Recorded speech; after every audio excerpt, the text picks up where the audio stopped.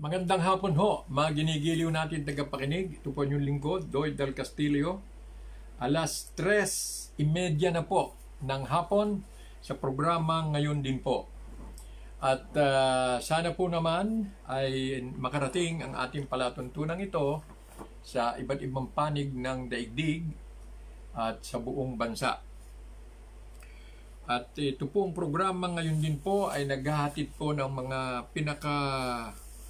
huling reaksyon sa mga nilalaman po ng mga balita. COVID's deadly antibody betrayal. Yun po ang sinasabi ng isang nagkokomentaryo sa broadsheet. Vaccination a must for on-site workers. Brigadang Ayala, Kaakay Lons. Bangko Sentral ng Pilipinas, tip to gift givers, use digital wallets. Aba, para hindi ka na nga naman mag-aabot, walang virus content. Mag-open ka ng digital wallets at doon padaanin yung pera mo. Ba? Mukhang this is an opportunity for you to be well-informed about the digital wallet. Many godparents might be thinking that the pandemic, which restricts mobility and discourages physical gatherings, is a perfect excuse to free them from giving the traditional Christmas cash gift to their inaanak. Oo nga naman.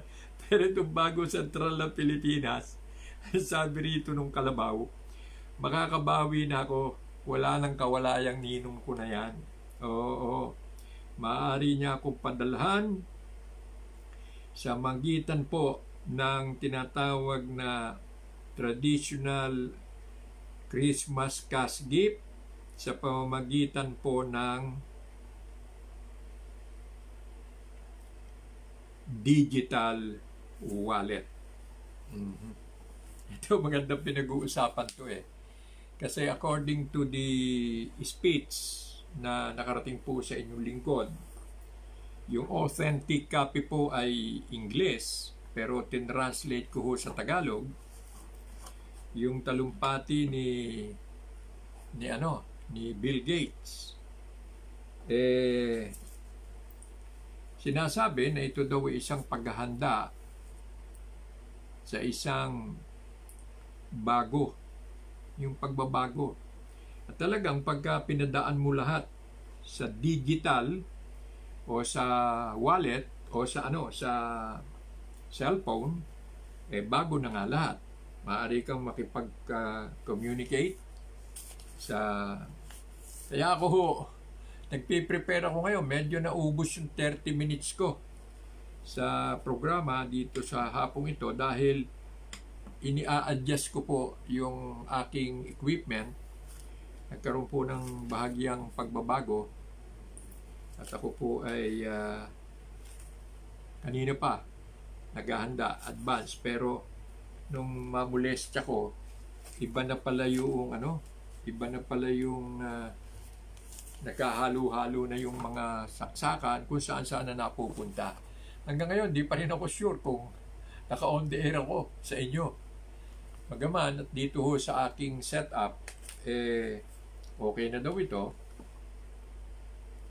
As the booster inoculation of senior citizens and immune-compromised individuals started rolling yesterday, the Department of Health reminded them that their third dose run can be administered in any vacation site. You can go anywhere to get your boosters. Just bring vacation cards and valid ID. DOH Undersecretary Maria Rosario Bergayre said at a press briefing, adding that vaccines will have talagang parang pinakikita mo ang laman ng lahat ng mga balita at ang ginagampanan ng iyong bansa ay ang maging ahente ng mga negosyanteng nagsabog ng virus. Yan. Office of the President, Department of Health, at kung ano-ano pa. Ito pa, PNP background probe on cocaine between underway. Nako. President Duterte speaks at the ASEAN-China Special Summit yesterday. Chinese President Xi Jinping takes part in the virtual summit with ASEAN leaders. Shows one of the two civilian boats that left Palawan yesterday to bring supplies to troops guarding Ayungin Shoal in the West Philippine Sea. Ito ho, talagang pinanggigilan na ng gusto. At siguro sa pamamagitan nito, matitigil na yung pambubuli ng mga singkit sa mga Pilipino. Ang tanong, meron kayang mangingisda pagkatapos nun? Hindi tayo sigurado. Kahapon, sinabi ni Presidente,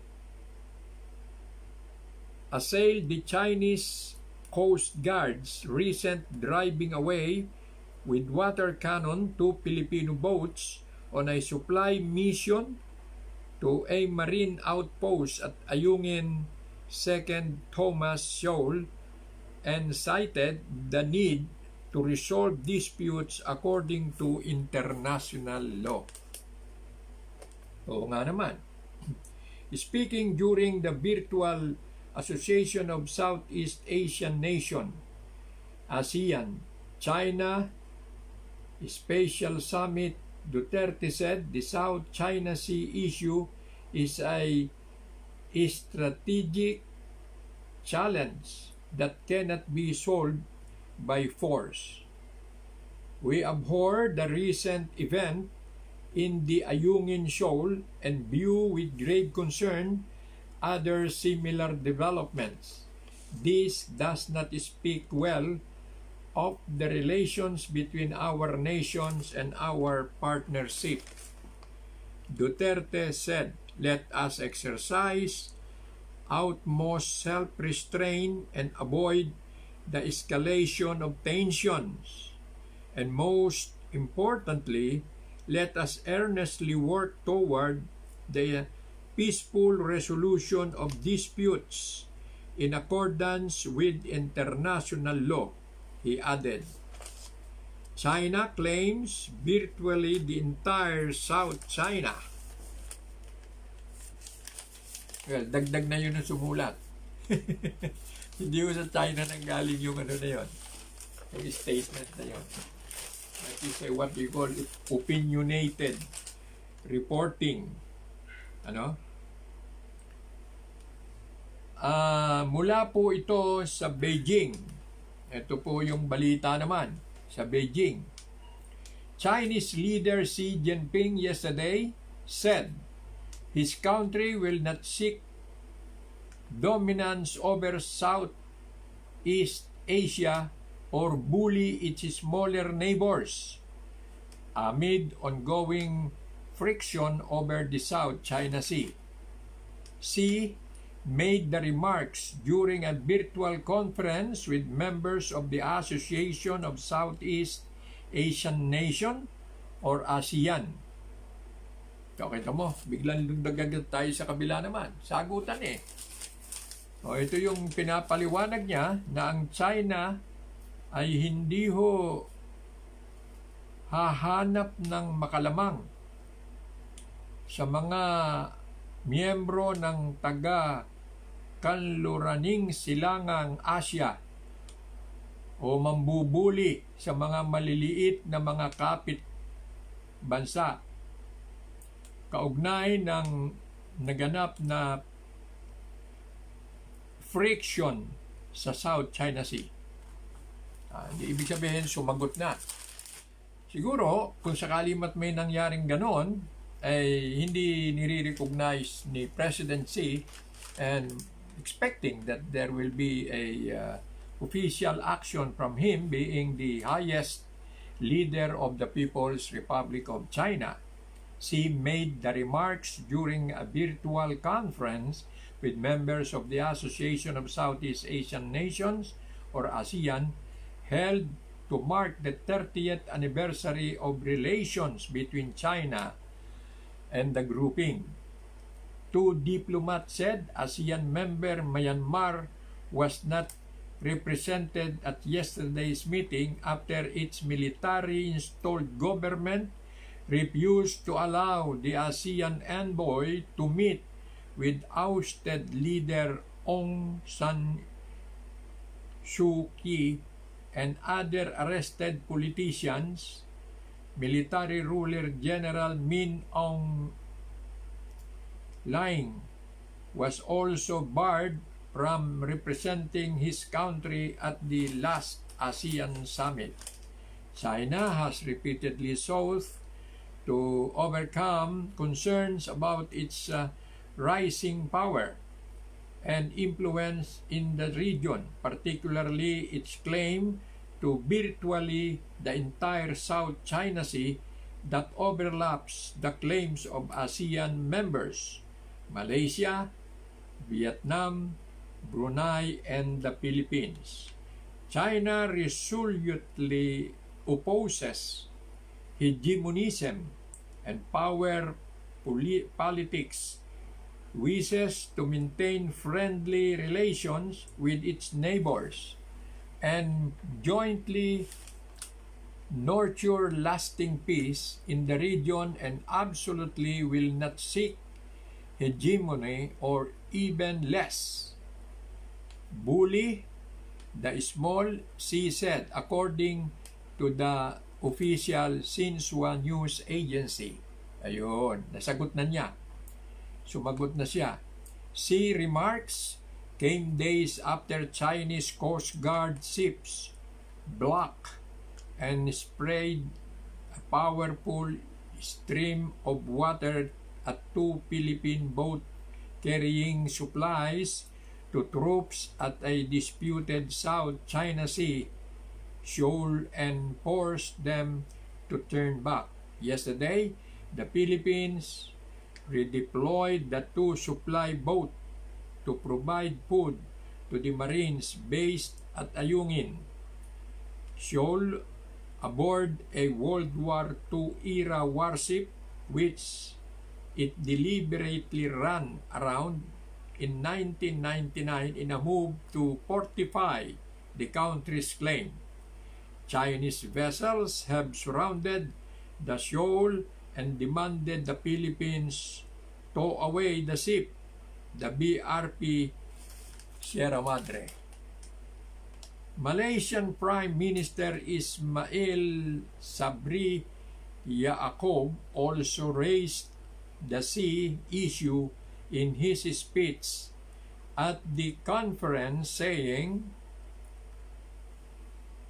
as a claimant state, Malaysia firmly views that matters relating to the South China Sea must be resolved peacefully and constructively in accordance with universally recognized principle of international law.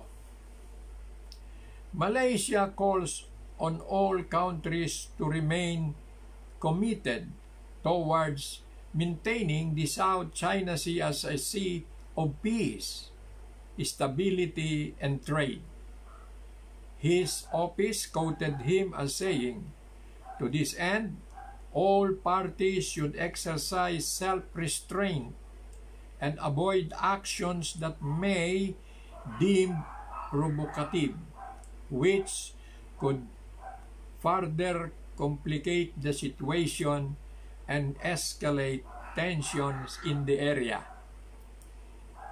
Tiyagain lang ho ninyo itong aking pagtunghay sa pahayagan sapagkat may importante po tayong reaksyon tungkol dito.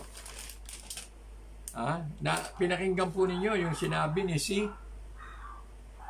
Pinakinggan po nyo, binabasa ko ngayon yung sinabi ng Malaysian Prime Minister Ismail Sabri Yaakob. Malaysia called on all countries to remain committed towards maintaining the South China Sea as a sea of peace. Malinaw. Okay? Stability and trade. His office quoted him as saying, to this end, all parties should exercise self-restraint. Ayan. And avoid actions that may deem provocative, which could rather or further complicate the situation, the escalate tensions in the area. China has sought to strengthen its peace in the waterway, home to crucial shipping routes, fish stocks, and undersea oil and gas deposits by building airstrips and other features on islands created by piling sand and concrete atop coral reefs. Kinahig daw yung buhangin, ayun, tinambak doon sa corals, at di yun na ngayon ang parang airstrip, doon bababa yung aeroplano. China, powerful Navy, Coast Guard, and maritime militia have also sought to block moves by regional countries to exploit resources within their exclusive economic zone, and it strongly objects to operation by the U.S. and the other foreign militaries in the sea, in the area. China and ASEAN have for years been negotiating a code of conduct for handling matters in South China Sea, but those talks have made little progress of late. China remains a crucial market for Southeast Asian countries, as well as a source of investment, and ASEAN has sought to avoid conflict with Beijing. Nililiwanag po natin to, Baka mamaya hindi nyo pinapansin, pero ito yung mga pinag-uusapan. At ito po ay virtual conference. Maintindihan sana ninyo na yung mga panguudyok ng mga Amerikano na mahilig mag-sponsor ng giyera ay hindi ho katumbas nito. China remains a crucial market for Southeast Asian countries as well as a source of investment, and ASEAN has sought to avoid conflict with Beijing. ASEAN members Cambodia and Laos, and has refrained from criticizing Myanmar, where security forces are estimated to have killed almost 1,200 civilians since overthrowing Suu Kyi's elected government in February. The government has claimed a lower death toll. China had wished that all 10 ASEAN members join Monday's meeting, but Brunei, which currently hold the group rotating chairmanship, objected to Myanmar's presence, according to two diplomats who spoke on condition of anonymity. Okay? Hagipin po yan ng ating explanation mamaya. In other commitments, C said, peace was greatest common interest of all sides, and China would exert its utmost to avoid conflict. We must be the contractors and protectors of regional peace. Insist on dialogue instead of confrontation, partnership, and non-alignment, and join hands in dealing with various negative factors that threaten to undermine peace. She said, we must practice true multilateralism and insist on handling international and regional matters through negotiation. She said, the European Union has expressed strong opposition to Chinese aggression in the South China Sea and denounced the Chinese Coast Guard's stopping with water cannon 2 Filipino boats on a resupply mission to a marine outpost at Ayungin, Seoul. The European Union reiterates its strong opposition to any unilateral actions that endanger peace, security, and stability in the region and the international rules-based order, said Nabila Masrali, European Union spokesperson for Foreign Affairs and Security Policy. This episode follows other unilateral actions by vessels of the People's Republic of China in the South China Sea over the past months, it said. The European Union also cited the July 2016 arbitral tribunal ruling invalidating China's massive claim in the South China Sea. In this context, the European Union recalls the arbitration award rendered under UNCLOS on 12 July 2016, which found that Second Thomas Shoal lies within the Philippines' exclusive economic zone and continental shelf, the European Union said. Ito po yung kasalukuyang palitan ho ng mga tawag dito, palitan ng kanilang mga paninindigan, ng kanilang posisyon. At dito sa posisyong ito ay nakalalamang ho yung nagbibigay ng pagpapahalaga sa desisyon ng arbitral commission.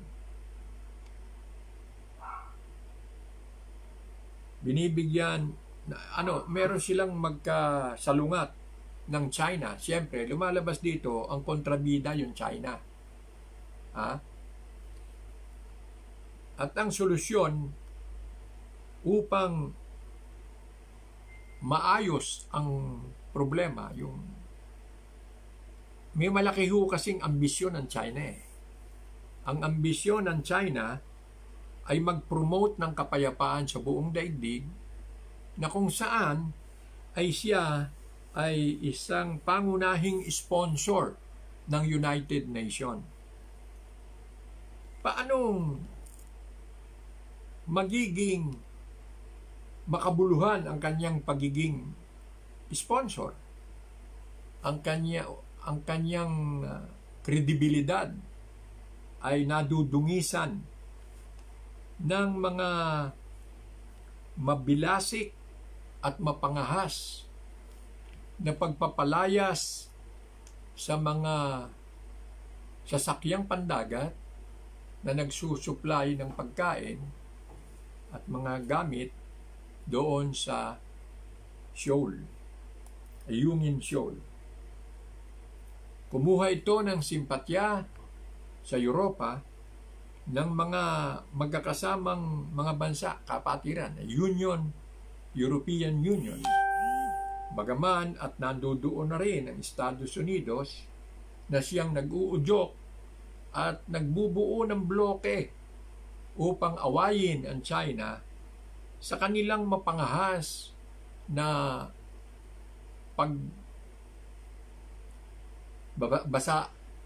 binabasa ng tubig yung mga nagdadala ng pagkain, ng supply. Tinatagalog ko para maintindihan ho ninyo. At dahil dito ay hindi naman kinontra, yun ang kagandahan nun hindi kinontra ng China, ay talagang pahiyang-pahiya sila doon. Hindi niya kinontra, ay nagkataong meron pang 30th anniversary ng pagkakapatiran ng mga bansa sa Asia. Kaya itong China ay kasang-ayon doon sa sinasabi ng mga bumubuo ng ASEAN as well as European Union and other nation. Yon. Pag kinapsulize mo, pinaiksi mong gano'n, ilagay mo sa capsule yung buong ginawa ng mga Chino, ay lumalabas na yung kanilang leader, si Xi, ay nagpalabas na ng linya. Ang linya na no Chinese dominance or bullying of neighbors. So, dahil meron nga, so, siya mismo, yung pagsasalita niyang yon ay inaasahan ng mga bansa na nakatitig sa kanya at nakikinig sa kanya na meron siyang gagawin. Kailangan pull out niya. Pagkat yung sinasabing dominance and bullying is a manifestation of their presence. The presence of the Chinese vessels in the area. Military forces of China must go away with that place. And they must teach their people how to respect the position of their leader. May posisyong tinitindigan si Xi. Nagpapasya naman ng sarili. Hindi mo malaman kung may nag-uudyok sa kanila. The way may nag-uudyok din sa mga Pilipino. At yung nag-uudyok na yon ay nakakalabindalawang bansa na inaaya. Girahin natin ang China. So, habang dinidevelop ng Amerika ang pagsiklab ng isang bagong himagsikan sa karagatan ng Pilipinas, sa karagatang nasa pagitan ng mga bansa sa Asia, mamantakin nyo ang samang mangyayari. Kung pupunta diyan ang mga higanting sasakyang pandigma ng Amerika, kasama mga sasakyang pandigma ng Britanya, ang sasakyang pandigma ng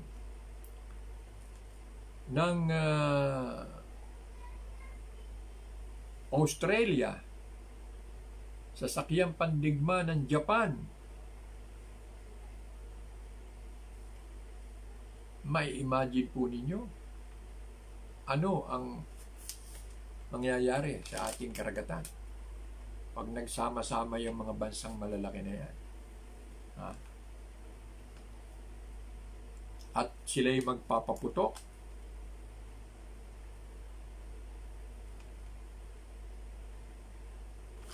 Tayo, lalo na yung sa may parte ng Subic, sa parte ng anong tawag natin dito? Yung lalawigan ng Zambales, ayan.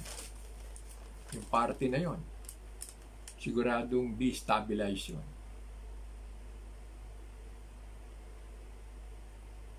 Hindi pa nagpuputukan, destabilize na. Umalis lang sa Great Britain yung kanilang mga barkong pangyera. Umalis sa ibang panig ng Pilipina, ng mundo, ang mga sasakyan ng Amerika. Ha? At nagkita-kita sa South China Sea, Philippine West Philippine Sea. Yung mag-display lang sila diyan. Ha? At pagkatapos ay merong nag-provoke. Alam naman natin na may nakabaon na missile ang Amerika sa Subic, sa dating base militar nila. Alam naman natin na maaaring meron din ang China doon mismo sa kanilang dinevelop na hindi tayo nakakasiguro. No? Maaaring nandun yung trigger. Pagka may ginawa kayo, ay magsusulputan na lang yung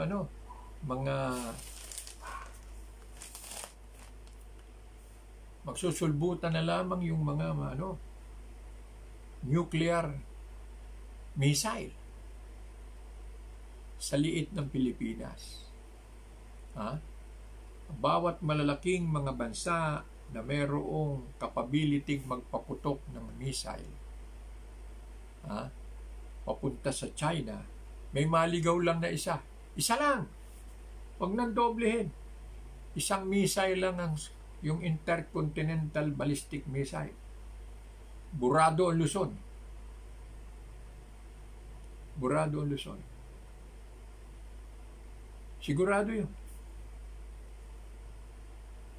Kaya walang takot ang mga Amerikano. Hindi naman silang maapektuhan Ang layo naman ng lugar na yun sa Amerika.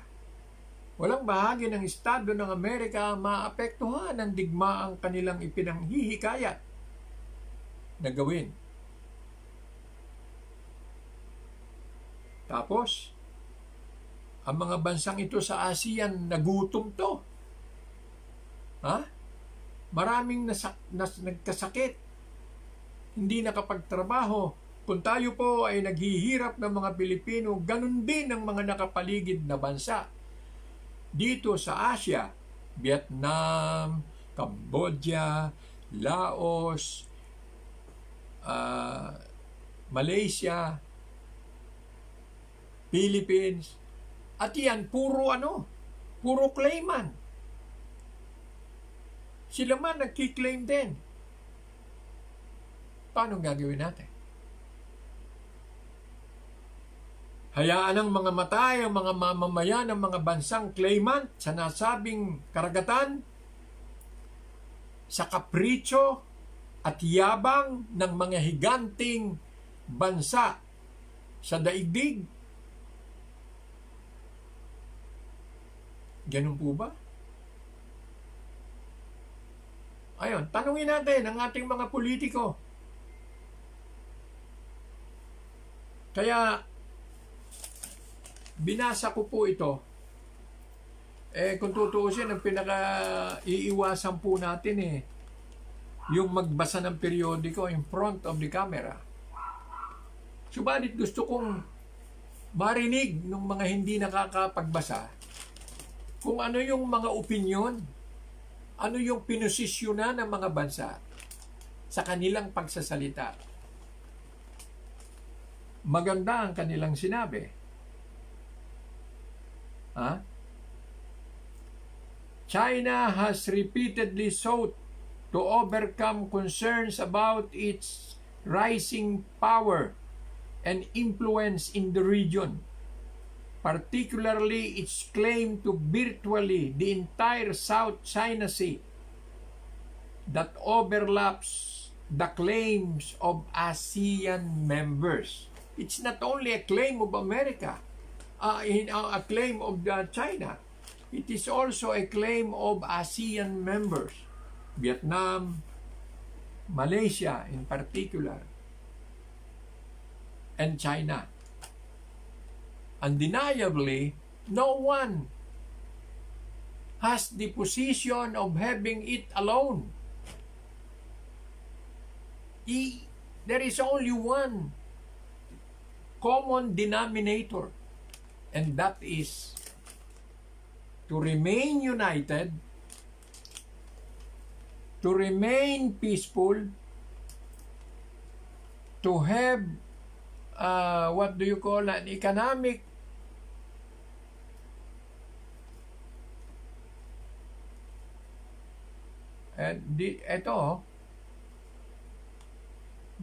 Malaysia calls on all countries to remain committed towards maintaining the South China Sea as a sea of peace. Inulit ko kanina nung binabasa ko O di Tagalogin nating mga Pilipino para sa kauunawa ng mga butante. Ng mga butante sa nalalapit na eleksyon. Unawain natin. Ang pinag-uusapan ay ipinakikiusap na ituring ng magkakapatid na mga bansa na karagatan ng kapayapaan, Sea of Peace. Yun ang ibig sabihin. Panawagan po ng Malaysia. To this end, all parties should exercise self-restraint.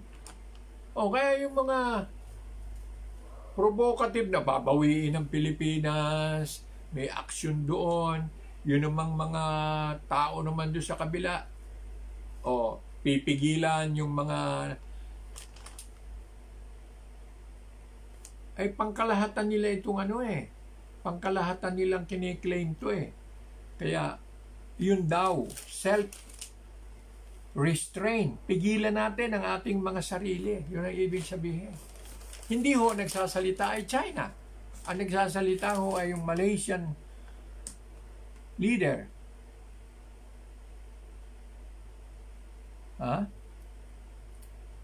Ano pa? To this end, all parties should exercise self-restraint. Pigilan mo yung sarili mo. Huwag kang padaskol-daskol. Huwag kang suplado. Huwag kang pilyo. Huwag kang abusado. Okay? Ito ang sinasabi ng bawat isa. Exercise self-restraint and avoid actions that may be deemed provocative, which could further complicate the situation and escalate tensions in the area. Katulad ng ginawa ng mga Chinese na yun. Kaya dapat yun lecturean si yung kanyang mga nakasakay doon. At saka yung mga state leader kung saan galing yung mga tao na yon ay pagsabihan, nakakompormiso tayo rito. Ang kausap natin ni pangkapayapaan ng buong mundo. Pagkatapos mambubuli kayo ron, mambabasa kayo, hindi naman San Juan. Lampas na yung San Juan Ayan.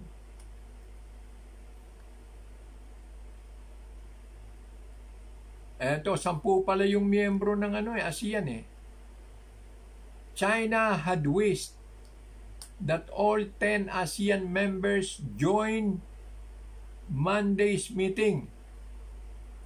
But Brunei, which currently holds the group's rotating chairmanship, chairman pala ngayon yung Brunei ng mga ng 10 yon, objected to Myanmar's presence. Huwag daw munang magpadala yung Myanmar. Kasi nakaupo doon yung mga militar na binastos yung karapatan ng mga civilian, yung babaeng presidenteng inilik ng mga, paano ba tatawag natin doon sa mga mamamayan ng Myanmar? Philippines, Filipinos. China, Chinese. Malaysian, Malaysia. Indonesia, Indonesian. Paano yung Myanmar?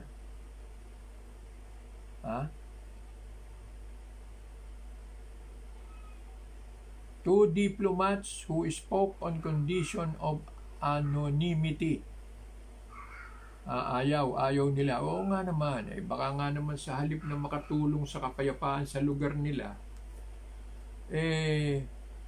ang problema ho rito, yung mga militar na nang-agaw ng pwesto sa politika sa Myanmar, ayaw pakinggan yung mga ipinapayo ng mga nakapaligid na bansa.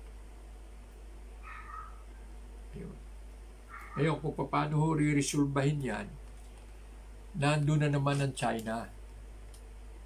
Yun ang problema ng China. Kasi, she said, peace was the greatest common interest. Yun nga naman.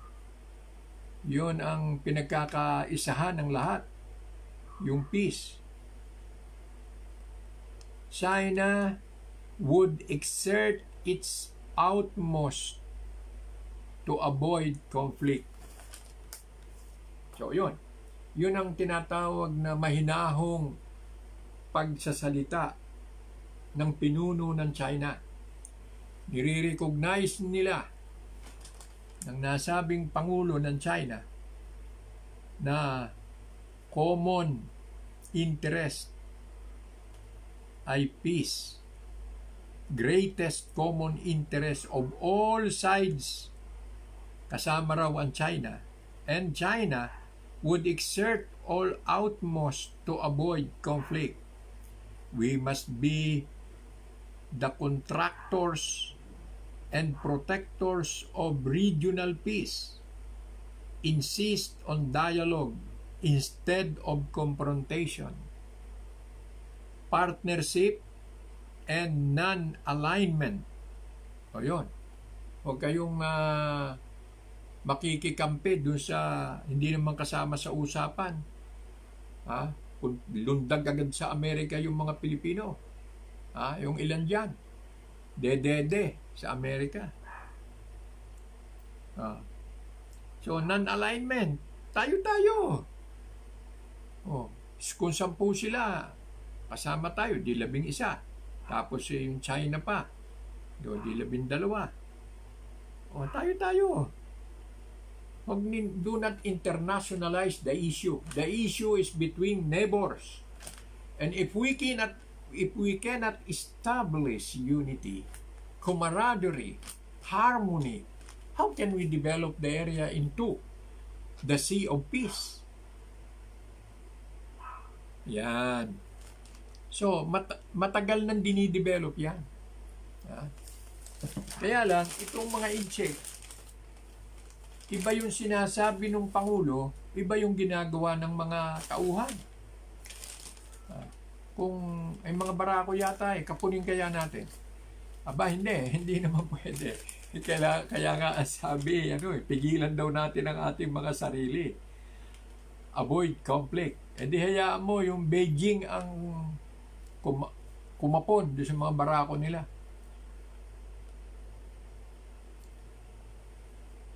Ito. These episodes Nagsalita na yung spokesman na ng European Union eh. It's a strong opposition to any unilateral actions that endanger peace, security, and stability in the region and the international rules-based order, said. Alam mo, meron tayong tinalakay dito noon eh. A year ago, sa programa natin. Natuklasan na nila eh. Kaya nga humanga sila kay Digong eh. At kinalabit nilang isa-isa si Digong eh. Para maging tagapagsalita ng mga Asyano sa China. At ang China naman ay para si paabot kay Digong kung paano re-resolbahin. Ito po ang dahilan. Patutunayan natin ngayon. Ihimayin natin ngayon. Ang dahilan po kasi, sabihin na natin umatras yung China. Kung ang pumunta naman doon ni Vietnam, at guluhin yung lugar na yon, amin to. Kiniklaim naman nila talaga eh. Ganon din yung Malaysia.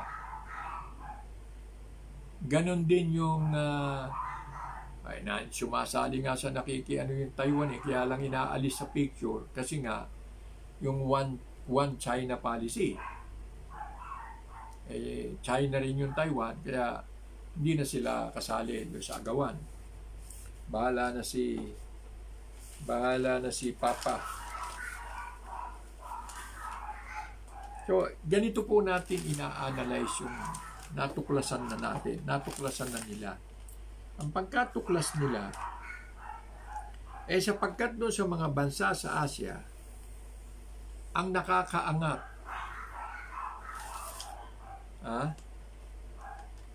ang China, kaya yung lahat ng nagkiklaim na yon, sinasabi ng China, di-develop namin, gagastosan namin yan, 40% kayo, 60% kayo, 40% ako. So, ang tingin ko, kung gagawin yun na ang pinakapadron, kung ano ang Pilipinas, ganun din yung ibang 10 bansa.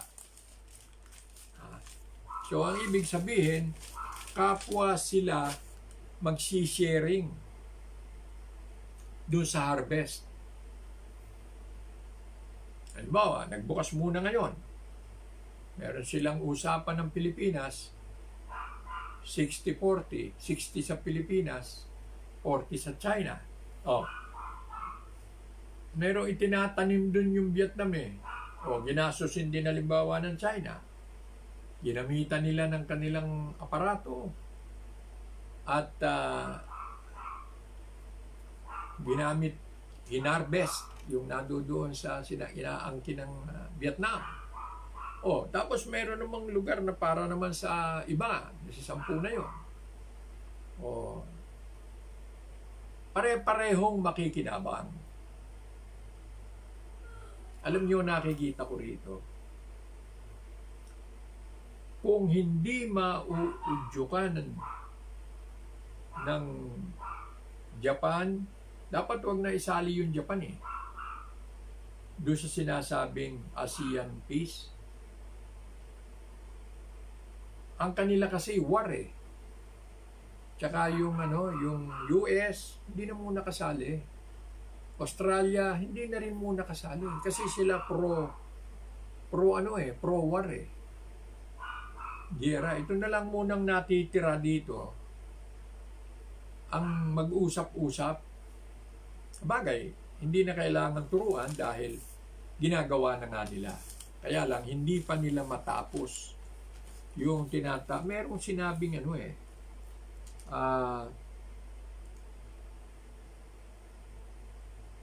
rito? Hindi pa nila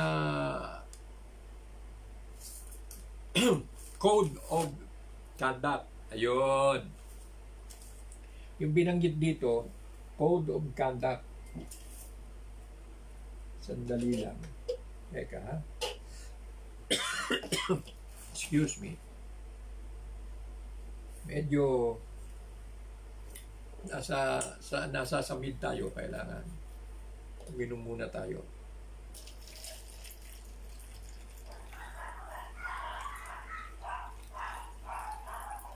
Yon, kasalukuyang binubuo nila yung Code of Conduct. Para na sa ganon, yun ang nasusunod ay hindi yung tao o hindi yung pinagkasunduan. Ano yung pamamaraan, ano yung kautosang dapat nilang irespeto sa bawat isa.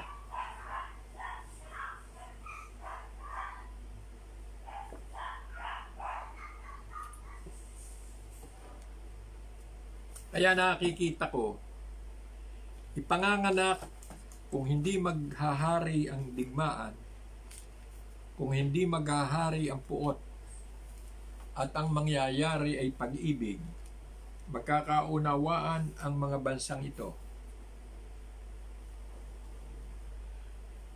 Nang dahil doon sa resources na maaaring ma-harvest doon sa area, maaaring yung mga claimant, China, Philippines, Malaysia, Vietnam, at kung sino pa, Philippines, ay magkakaroon ng 60-40, 40 sa China, at 60 dun sa mga bansa. So, ang ibig sabihin, merong partnership na each among themselves will have an equal share.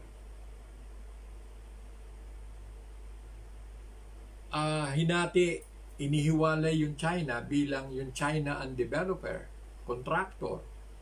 Ginamit niya rito yung word na let us be the contractor of peace. Oh. Dinideliver niyo yung mga posibleng mga lingwaheng ginagamit. Pag nagkaroon ng pangkapayapaang kasunduan sila, pare-pareho silang makikinabang doong nasa pagitan ng kani-kanilang karapatan.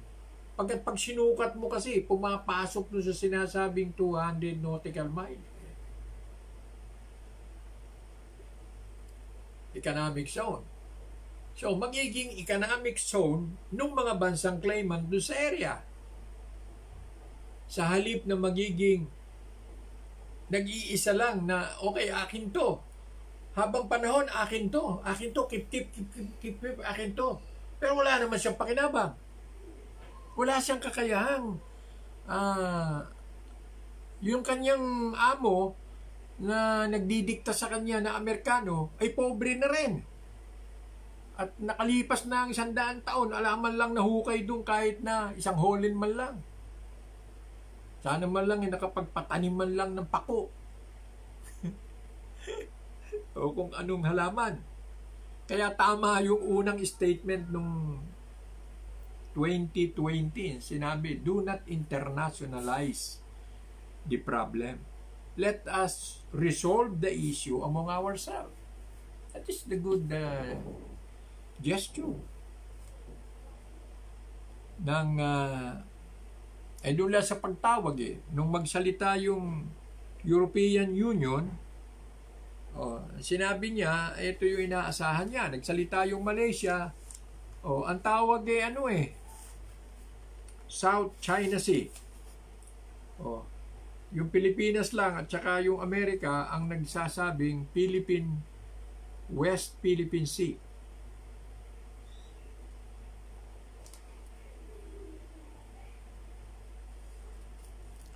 Ito na po, malalapit na tayo sapagkat isipin mo na tiyempo na live live na ipinakikita yung doon sa yung naganap na pambubuli.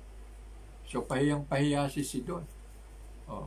Pero, nakabuti naman. Sapagkat sama-sama sila nag-uusap. Hindi yung sabihin, teka, ano bang nangyari? Ewan ko hindi ko nadinig eh. O wala akong nakita eh. Hindi ganun eh. So this is maybe coincidental. Coincident, no? Na magdaraos ng ika-30 taong anibersaryo ng pagkakapatira ng mga bansa sa Asia ay naganap yan. At di ngayon ay nagkakaroon na sila ng kani-kanilang pagpapalitan ng mga hininga, no? Let us exercise utmost self-restraint and avoid the escalation of tensions. And most importantly, let us earnestly work towards the peaceful resolution of disputes in accordance with international law. Sinong nagsabi? Ha? Sino nagsabi nun? We abhor, ayan o,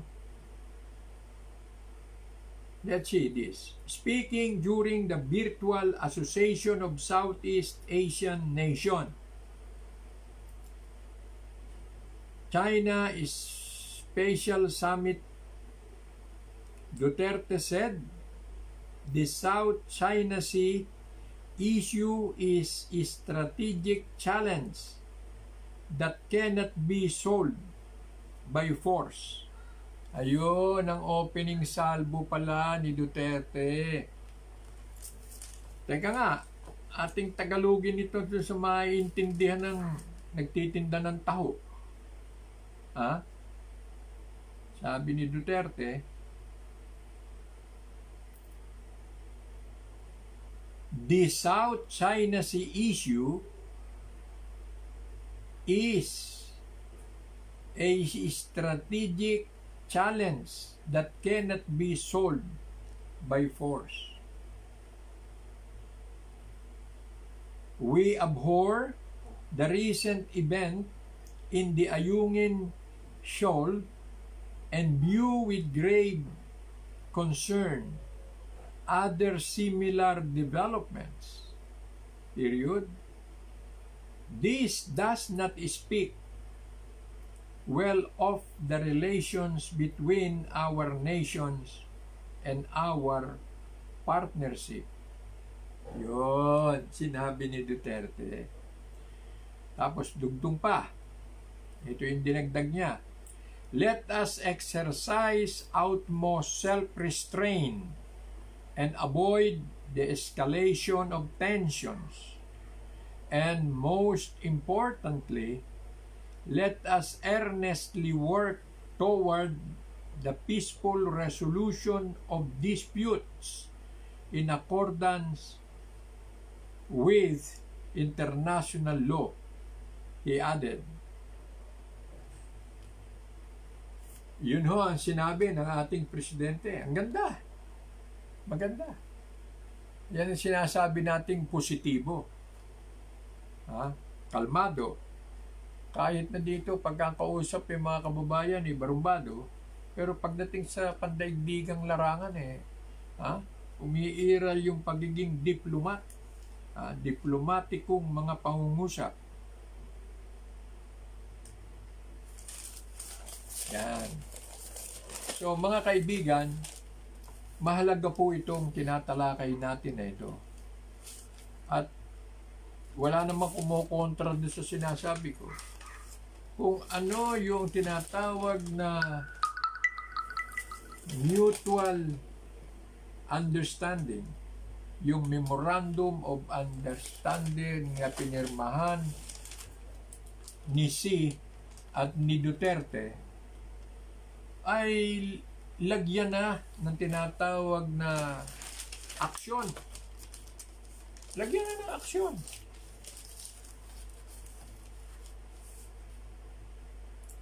yung mga border, excuse me, ano yun? Sino yung mga karatig na bansa? Sino yung mga karatig na local governments? Ito, sarili kong ano ito, sarili kong idea, sarili kong mungkahi. Yung mga pinakamalapit na probinsya o munisipalidad ng China, ng Vietnam, ng Pilipinas, magkaroon ng isang forum. Tapos, bigyan ng kopya noong Memorandum of Understanding at siyang gawing padron. At mula doon, i-develop nila yung tinatawag na joint effort, pagsikapan, pagyamanin ang pagtatagumpay ng pinirmahang Memorandum of Understanding. So, to the extent of creating a more solid and more detailed, not memorandum but agreement na, hindi understanding, agreement how to put into action, because there is already what you call the sharing, a percentage, a fraction of sharing identified na, pumapayag ang bawat magkabilang panig, ang mamumuhunan at ang mga nasasakupan.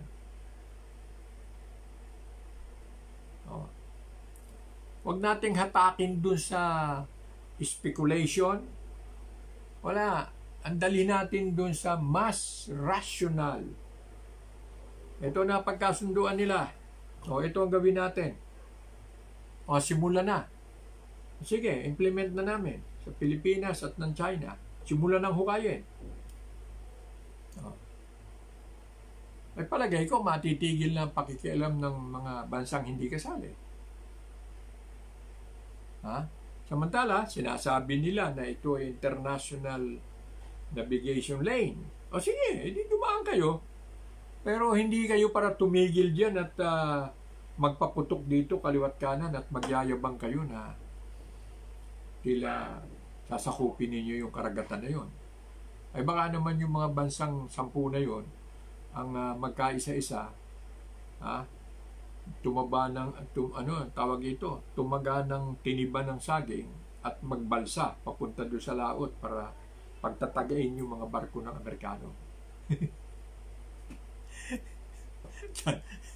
Lintik yung yung paglalarawan, nakasakay sa balsa ng tiniban tiniban ng saging, di nakalutang din, may dalang itak, iitakin yung mga sundalo Amerikano na doon. Kidding aside, yun po ang mahalagang magawa natin. Mr. Duterte, siguro magpadala na kayo ng kung hindi man kayo, through channel. Paano sisimulan? O di gamitin ninyo yung mga local governments nyo. Nandyan na tayo sa Philippine Sea. O yun dito sa Masinloc. Nakakasakop po doon sa pinagparadahan ng barkong luma, barkong sira, Masinloc ho Municipality of Masinloc. The Municipality of Masinloc and the Province of Zambales, yung kanilang counterpart, Nansya ba yun? Province of Nansya. Yung dalawang magkapitbahay na yon, probinsya, at saka yung mayor doon sa kabilang yon, ay di magkaroon na kayo ng layason. Yun na muna. Baka nagkakahiya ang pang mag-usap, yun na lang mga, kung gusto nyo, pwede ako magboluntaryo. I-appoint lang ninyo akong tagapagsalita, di papasukin ko yan. Kahit na ikamatay ko, sa totoo lang. Hindi naman ako takot mamatay. Kung gusto ninyo, gamitin ninyo kung tagapaghatid ng mga pagkatapos hanggang sa mabuo ngayon. Yan. Mabuo ngayon, magre-recommenda kayo. Simulan na. Dahil wala namang problema eh. Ang mga ngapitali, China eh. Kung yung aking iminungkahi nung nakaraang taon na dalhin ko yung mga may-ari ng Piscade sa Batangas. Ayain ko si Vice Governor Alvarado. Ayan, meron din mga pispan yan dyan sa Bulacan. Vice Governor ng Bulacan, si Alvarado. Kumikita yan ng hindi bababa sa 100 milyon taon-taon doon sa kanyang mga cages, sa kanyang mga fish pan. Kaya meron siyang experience. Di mag-alaga tayo ng isda doon sa lugar na yon. Para lang makapag-replicate tayo ng tinatawag na unity. Yung economic activities. I-duplicate natin yung kasunduan. Hindi na understanding.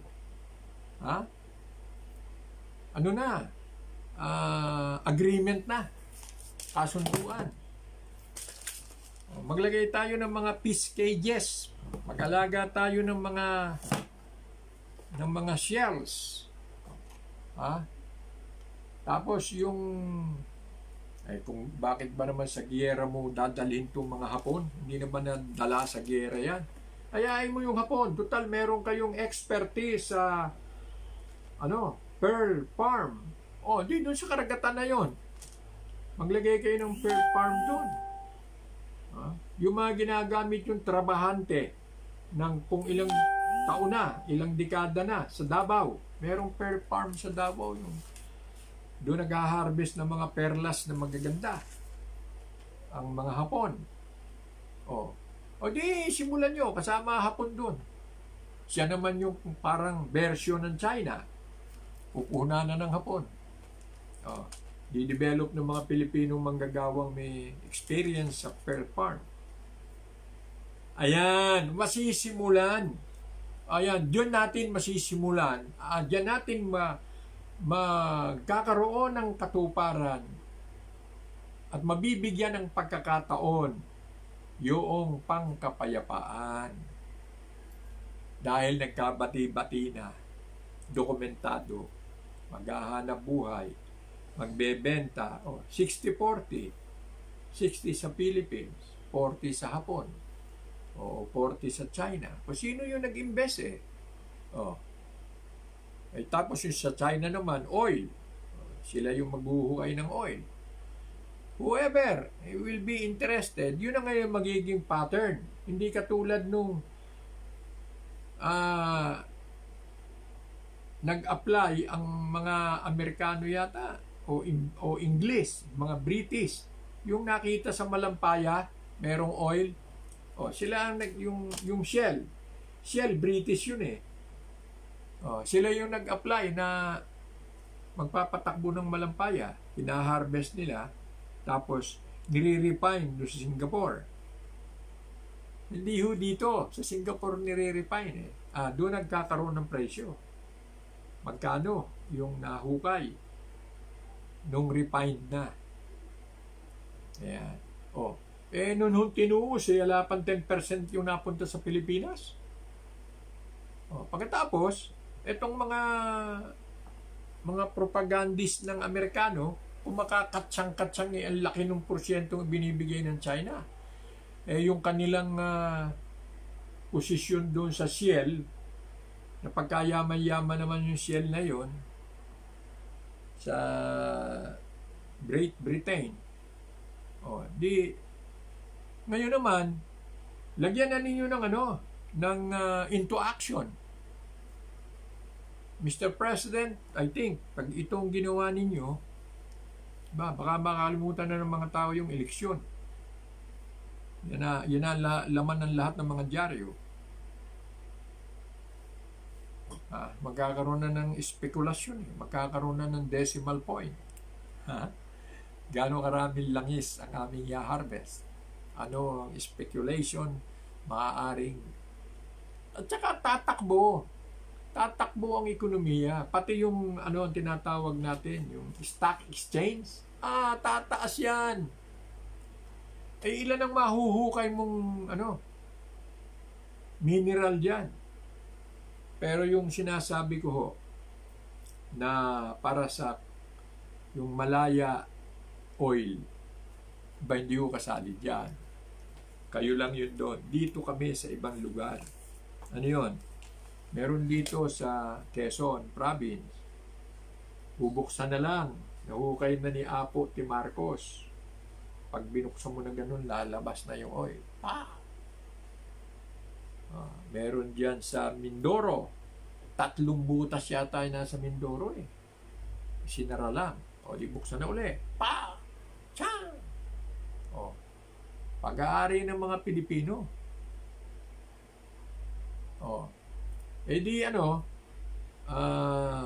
Computing as raw. Dahil wala ka ng tapos sharing ngayon. Yun. Meron din ho sa sa Cotabato. Yung lupa ni Moynita Pendatum. Yung anak, yung princess, si Prinsesa Pendatum, Muslim sa Cotabato, yung kanilang rubber plantation doon. May mina ng langis doon. Mga nakita na yan nung panahon ni Marcos eh. Kaya lang, isinisikreto.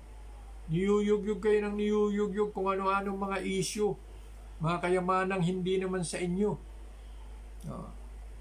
Uulitin na naman natin para hindi naman kawawa ito si Bongbong. Medyo hilamusan natin ng kaunting agwa di pataranta. Yung ibinibintang ng mga Amerikano na napakalaking kayamanan na akala din ng mga kumakampi kay Bongbong ganun sila kayaman. Hindi ko ho sinasabi na hindi dahil sa gusto ko silang siraan. Hindi po. Sinasabi ko ho sa inyo na ginamit na kasangkapan ng mga propagandistang Central Intelligence Agency ng Amerika para sirain ang pangalan ni Ferdinand Marcos. Binild up, mayaman, pinakamayaman sa buong mundo. Yung pala hindi siya may-ari. Pero siya yung asset manager. 5%. Kaya pala pangalan lahat ni Marcos yung nakalagay dun sa mga deposit sa abroad. Kaya tinawag na Marcos Wealth. Pero hindi. Siya lang yung pumirma dahil siya yung manager. Ngayon, ano ang mangyayari nito? Kaya ako nagagalit, hindi sa ano pa man, kung hindi, mawawalan kayo ng gana kay Bongbong kapag wala na yung inaabangan ninyo. Kaya kayo naglulundagang bongbong kayo ng bongbong, akala nyo ganun nga kayaman at mabibigyan kayo ng pera.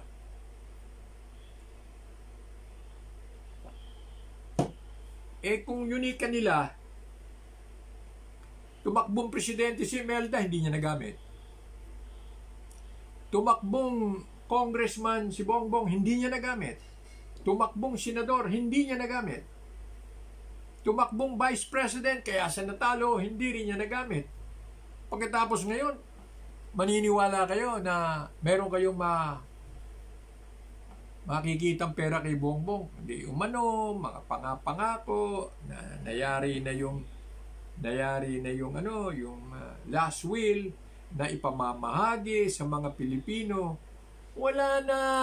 Napagkano karami ho yung mga namatay na merong last will. Hanggang sa naubos na kuminsan yung lahi, hindi napagpartihan eh. Bakit? Ayaw pumayag ng mas kokonti. Alisin natin yung greed, yung kasakiman. Ha? Kung iboboto natin si Bongbong, ibinoto natin dahil sa gusto natin siya. Gusto natin ang kanyang pagkatao. Gusto natin ang kanyang balak, yung sinasabi niya. At least, sa pangako man lang, naniwala tayo, kaya natin siya pinapanalo. Ganon. Pero yung, kunwari, binibuild up mo si Bongbong, pero yung pala, inginungud-ngud mo sa tubig, nilulublob mo, para malunod, hindi maganda yon. Yan po ang totoong sinasabi ko. Yung para sa akin, wala na ho yung Duterte. Tapos na yun eh. Kung meron kang gustong patunayan, wala ka na. Tapos ka na eh. Binigyan ka ng pagkakataon ng 6 na taon. Ha? Just say goodbye. Period. Pero yung maghahangad ka pa ng extension of power or whatever, hindi ganon. Tayo po ay magmahal sa bayan. Kaya nga ang hamon ko, wag na mag-eleksyon eh. Kung kaya lang kayo gigil na gigil mag-eleksyon, gusto ninyong palitan o tanggalin sa pwesto o ipakulong yung pinagbibintangan ninyo na nagnakaw, nagwalang hiya. O di ngayon pa lang, bakit iintayin nyo pang mag-eleksyon sa 1 taon? Ngayon pa lang. Bitayin na natin kung gusto nyo. Provided, kailangan yung patunayan, mapapatunayan ninyo. Mamaya haka-haka lang ninyo panaginip lang pala sa gutom. Dahil walang hanap buhay, nagutom na tayo, marami dyan ng nakakapagsalita na ng hindi tama. Yung pala pangarap. Bangungot pala yun. Malinaw lang ho ang pag-uusap natin. Ngayon, wala na tayong pwede pambalikan. Andiyan na, nag-file na ng Certificate of Candidacy. Kung sa akala ninyo, malaki ang magagawa at mas may kabutihan, iboto yung another, Duterte. Hindi gawin nyo. Wala naman tayong masasabing masama kay Sara. Kung nagagalingan kayo, di magaling. Di iboto nyo.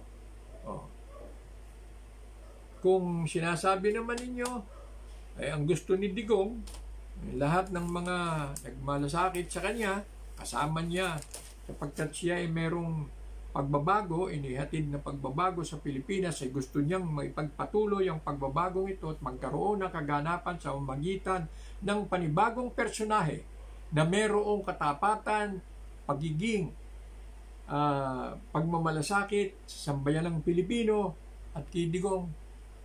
Hindi siya iboto nyo. Siya yun eh.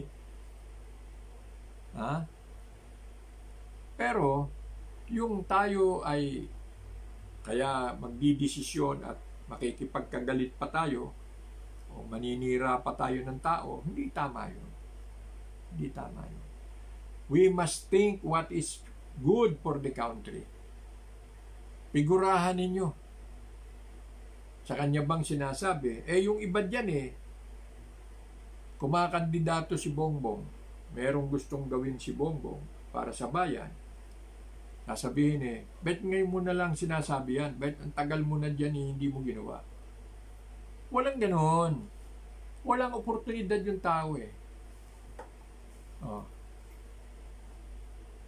So, election is free for all. Huwag lang natin lokohin ang mga botante. Ang problema, sa mga iba, nagli-leader, ginagamitan ng material na bagay.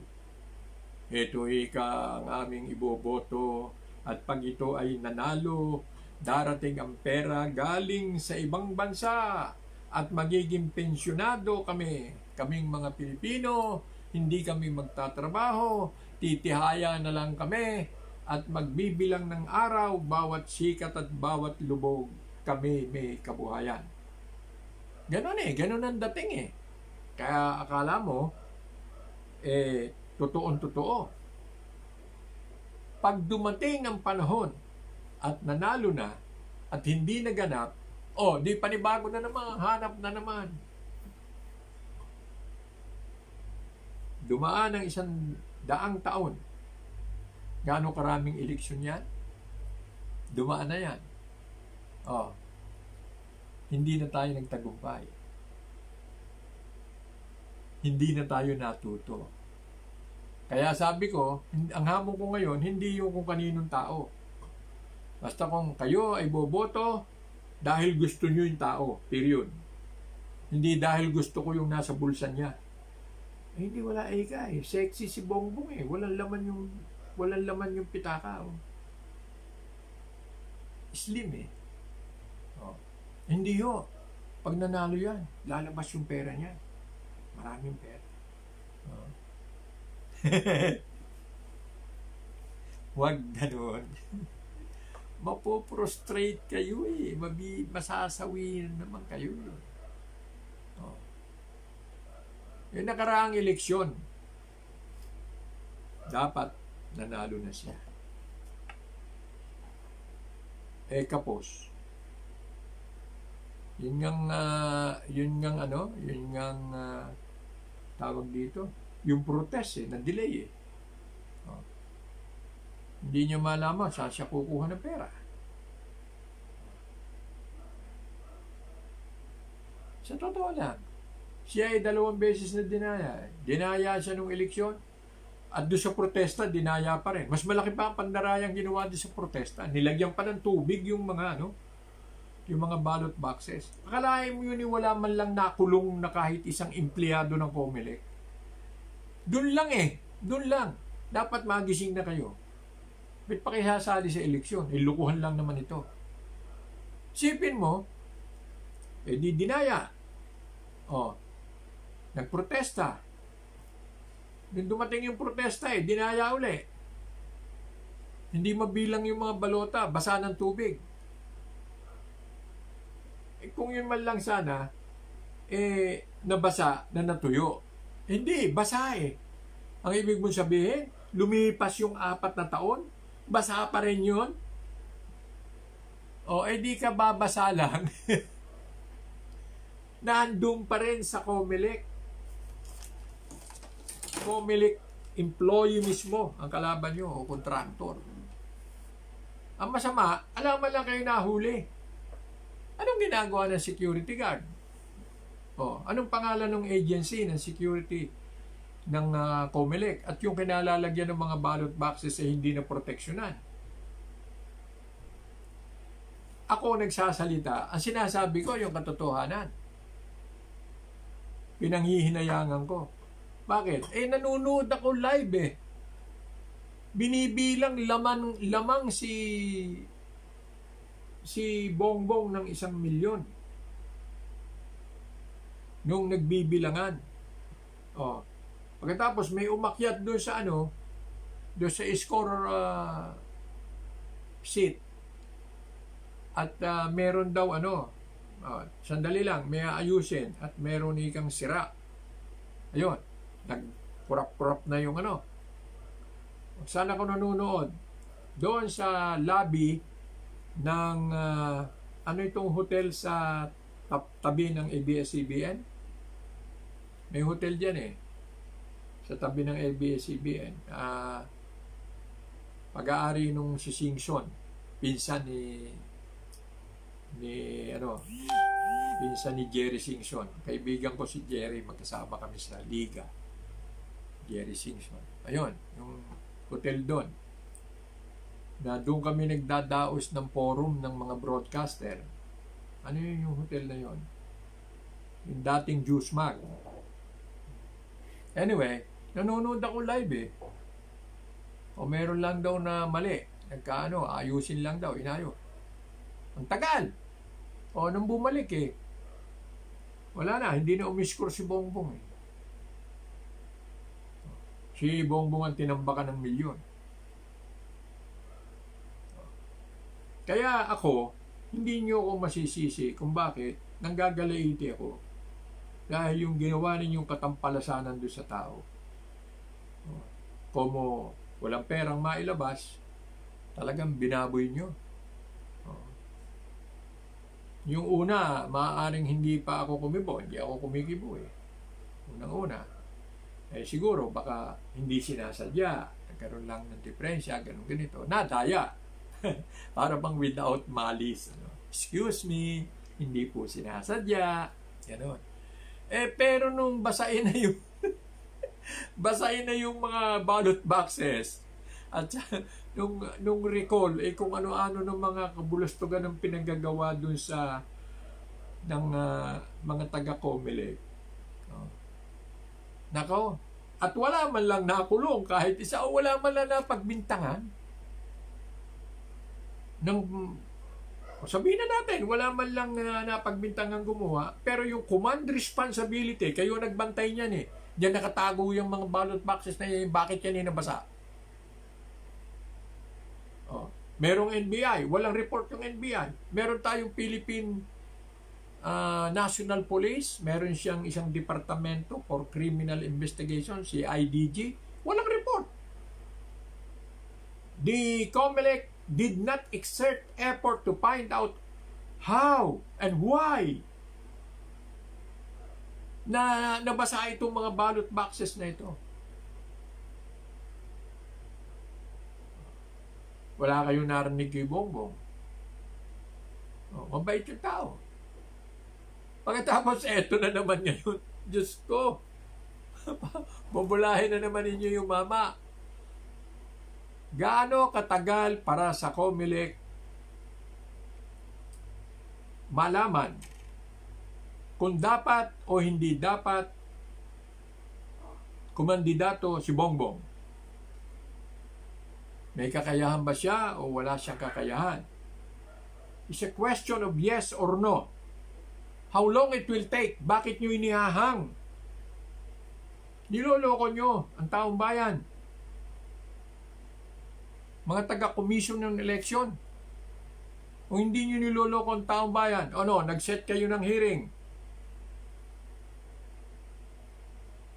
Ano ang nangyari?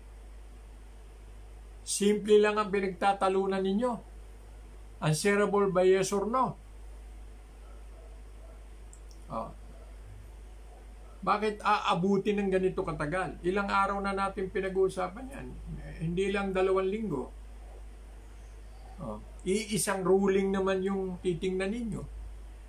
Sapagkat yung batas na tungkol dun sa nilabag, pwede mong tingnan. Kung may tawag dun yung halimbawa, justice. Yung justice kasi, yung hukom sa Regional Trial Court na nagsintensya na humatol, hindi pala sentensya, humatol, noong 1997, hindi paborable. Yung akusasyon ng BIR na nilabag ni Bongbong ang hindi pagsusubmit ng ITR, Internal Tax Receipt ng BIR.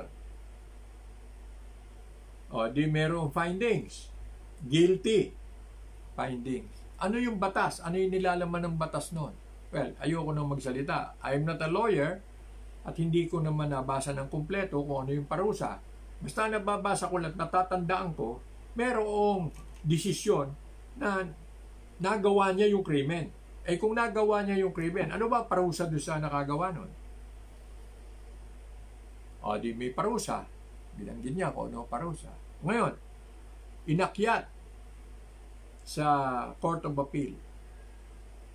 Pag doon sa Court of Appeal, sinasabi, hindi ako dapat itong kliyente ko, according to the lawyer, itong kliyente ko, hindi talaga po pwedeng makapag-file, hindi dahil sa hindi niya gusto, dahil wala siya rito sa Pilipinas.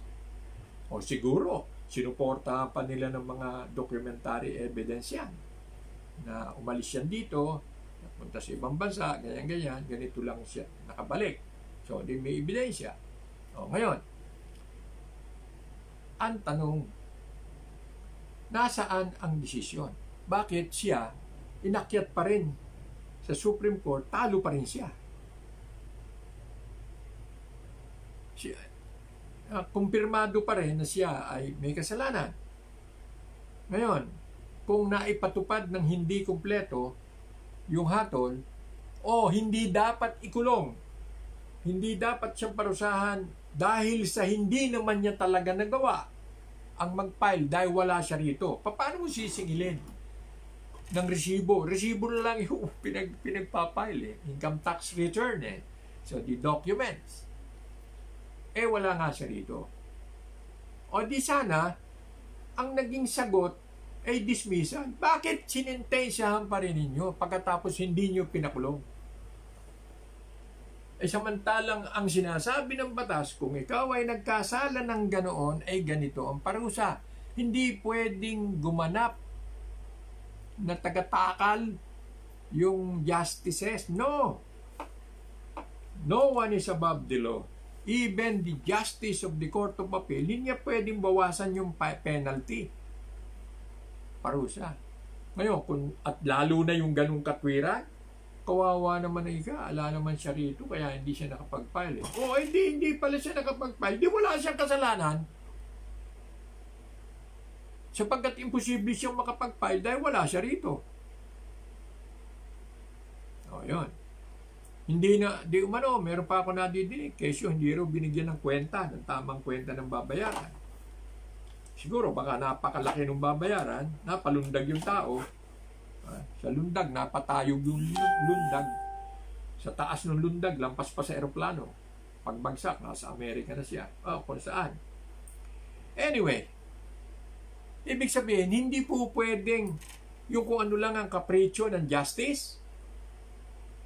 Yung iba siguro matatakot talakayin yan dahil baka ipakulong. Pero ako hindi ako tatakot makakulong.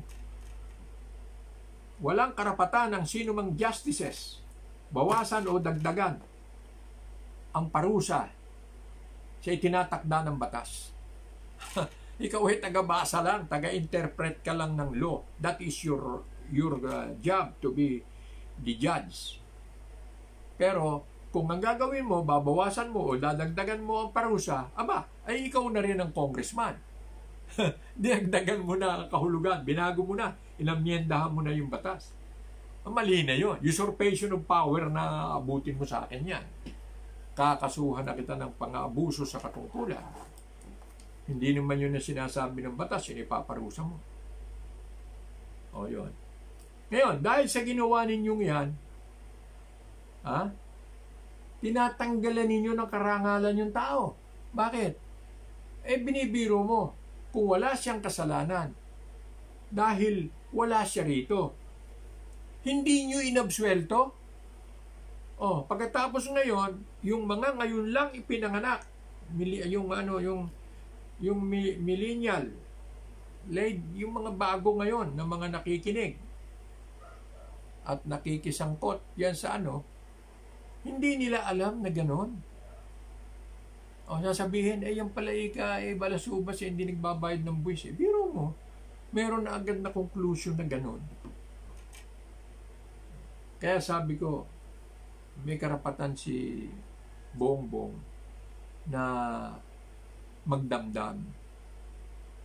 Meron siyang karapatan dahil masyado ng pang-aabuso ang ginagawa.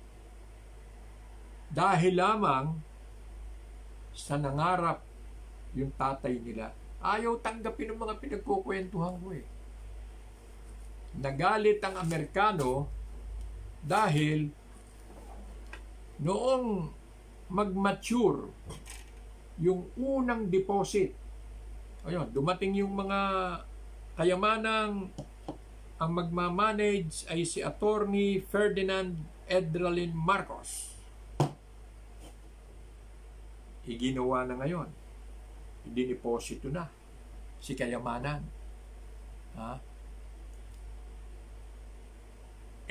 Yung gagamit ng tinatawag na letter of credit, standby letter of guarantee, kung ano man yung mga dokumento na yon, ang tawag doon ay bank instrument. gumawa si Mr. Marcos ng bank instrument for every transaction na ginamit na garantiya ang nasabing halaga. Ganun ang talagang ginampanan. Hindi ko na ililihim, hindi ko na riretokehin yan. Yun ang totoo. Oh. Kumikita sila doon sa ganun. Yung kung tawagin, gagamitin yung asset, gagawin ng asset manager, para na sa ganun makagawa ng transaksyon. Noong ang ginawa ni Mr. Marcos, dahil hawak niya siya yung manager sa laki nitong kayamanang ito, pwede kong tulungan ang mga naghihirap na bansa sa daigdig. Tinulungan niya ang Japan sa reparation effort ng Japan. Tinulungan niya yung Jude Tobacco Corporation sa US. Hindi naman sa Japan lang siya nagbigay ng bank instrument sa US din. Tinulungan niya yung China ni Ferdinand Marcos para mangyari hindi lamang 30 taon na nag-closed door policy ang China, hindi sila nakikitungo sa pandaigdigang kalakalan. Sarado. Ang Communist China. So, wala silang credit. Ngayon, malaya na sila at nagising na. Ang dragon, gusto nila magtrabaho. Wala naman silang pera, naka-freeze yung kanilang mga account. Kailangan nila si Ferdinand Marcos. Kaya nakita naman ninyo, kilik-kilik ni Papa Mao, Mao Zedong, kilik-kilik yung braso ni Attorney Ferdy Marcos. Dahil sa tulong nung Ferdy Marcos na yon, na asset manager, ay makakahiram ang China ng guarantee para gamitin sa paglalabas ng cash para sa development economically of the People's Republic of China. And it happened. Nangyari. At ayan ang naging resulta. Yumaman at umangat ang kabuhayan ng mga Chino. Yun ang naging kasalanan ni Marcos sa Amerikano. Bakit mo pinakailaman yan? Bakit mo yan pinakailaman? Ayun. Kaya ang tagal na pinagsikapan ng Amerika na tanggalin sa pwesto. Kaya lang, hindi ganun kadali ang magtanggal dahil naglalaro ka sa nakikita ng larawan ng daigdig ng buong bansa. Nako, na tumakaw na naman ang pagsasalita si Doy Del Castillo.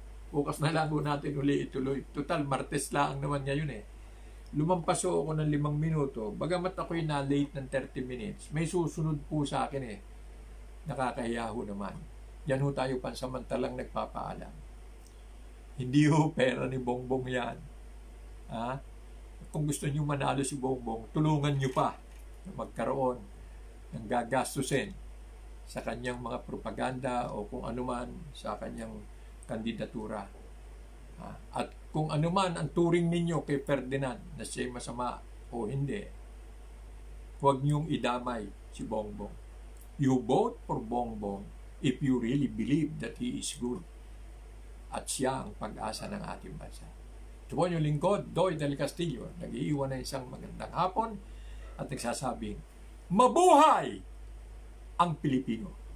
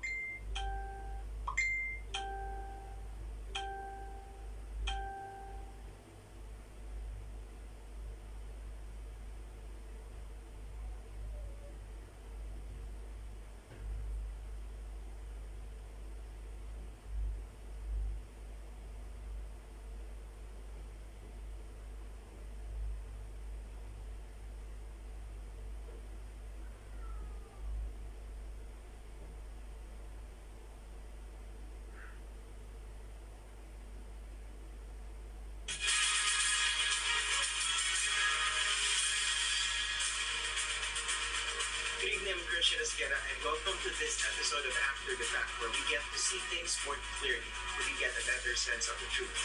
Let's begin by dissecting the news. One of the most vocal critics of President Duterte's human rights record also found herself in jail early on. Senator Leila de Lima's ordeal began on February 24, 2017, just less than a year after Duterte became president. Allegedly, she conspired with convicted criminals at the New Bilibid prison to engage in drug trade.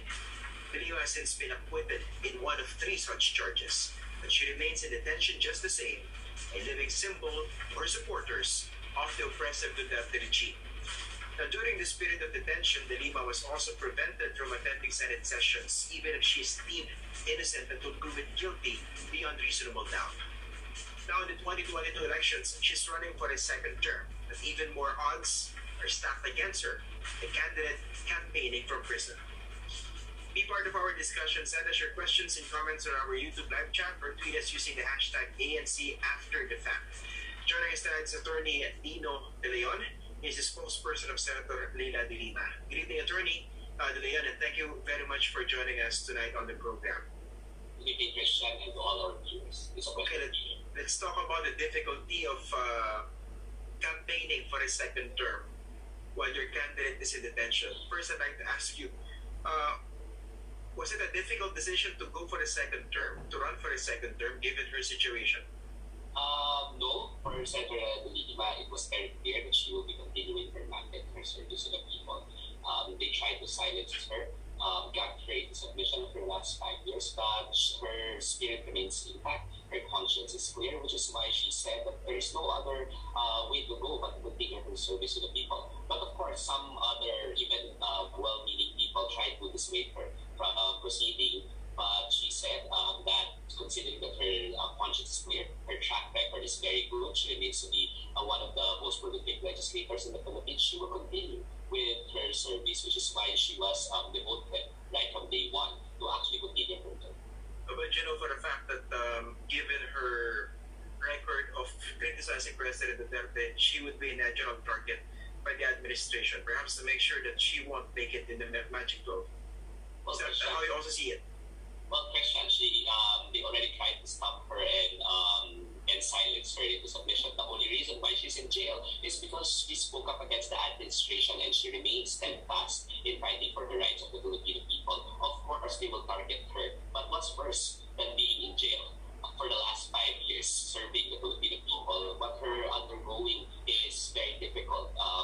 It is difficult to be inside jail. She's alone most of the time, and for crime, and she is being alleged of crime she never committed. Her only crime or her only fault is she spoke up against human rights abuses, especially for those people who have been victimized in the violent war against drugs. So yes, they will try to target her, and every time they do so, they try to already make her subject of character assassination. It was a well-oiled machine. We've seen it even the instruments of the government and even offices of the administration, even presidential pulpit was used against her.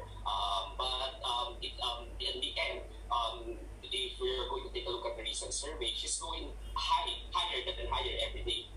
She was very low at the start of the year. Right now, she's in a very comfortable spot, just a stone throw away from gaining victory onto. Are you referring to the latest social weather station survey that was conducted October 20 to 23? Yes, where she and that placed was 19th. 19. With 11%. Yes, prior to that, we were ranked 32nd, if I'm not mistaken, Christian. And 22nd? 32nd. 32nd. And she's even in jail. She cannot campaign. She has been a victim of character assassination. They tried everything to throw to her, but she remains steadfast and she's climbing higher and higher every day. Of course, I'm sure that those people who tried to silence her are now shivering because the reason why they tried to silence her is because they're afraid of what Senator Leila de Lima can do. Her track record speaks for herself. She has done a lot of great things, and she has been courageous in the fight against corruption, against human rights abusers. So she will do her best. Her spirit remains intact, and us in her team will do whatever it takes to make sure that she gets vindicated. Ituloy ang alaga with Ensure Gold. Stay strong. Okay, so basically, since the official campaign period hasn't begun yet, that will start in February for national candidates. This position of yours, of your candidate in the latest SWS survey, you see that more as a positive development. You are in a good position now. That's how you see it. That's a very positive development in our opinion, because we don't have the resources unlike those people who are on top of us. And we were a subject of character assassination, but we are still climbing up the surveys. Why? It's because the people see that Senator Doy Lima's track record is excellent. As I mentioned a while ago, Christian, she remains to be one of the most prolific legislators. Did you know that she filed more than 500 bills and resolutions while in jail? Including the 4 Piece Act, yung mga pang-ayuda for the public, including the senior, the Magna Carta for the poor, and the Senior Citizens Commission Act. And how many, if I may ask, how many of these bills were principally authored by Senator De Lima? Around 19, if I'm not mistaken. It's more than, and then there are more than close to 500 bills and resolutions, around 19 made into law. And indeed, they were principally authored by Senator Doy Del Castillo himself. I always ask that to those who are running for legislative positions, because it's easy to piggyback on another candidate's or another legislator's bill or resolution. So here, she clarified that she was the principal author. She was the principal author, including the 4 Piece Act, and the Senior Citizens Act, the PWDs Act, and the Magna Carta for the poor, the rights of the poor. Now, we know that the current political environment so far has been very, very chaotic, especially in the days leading to the deadline of the substitution for candidacies last November 15.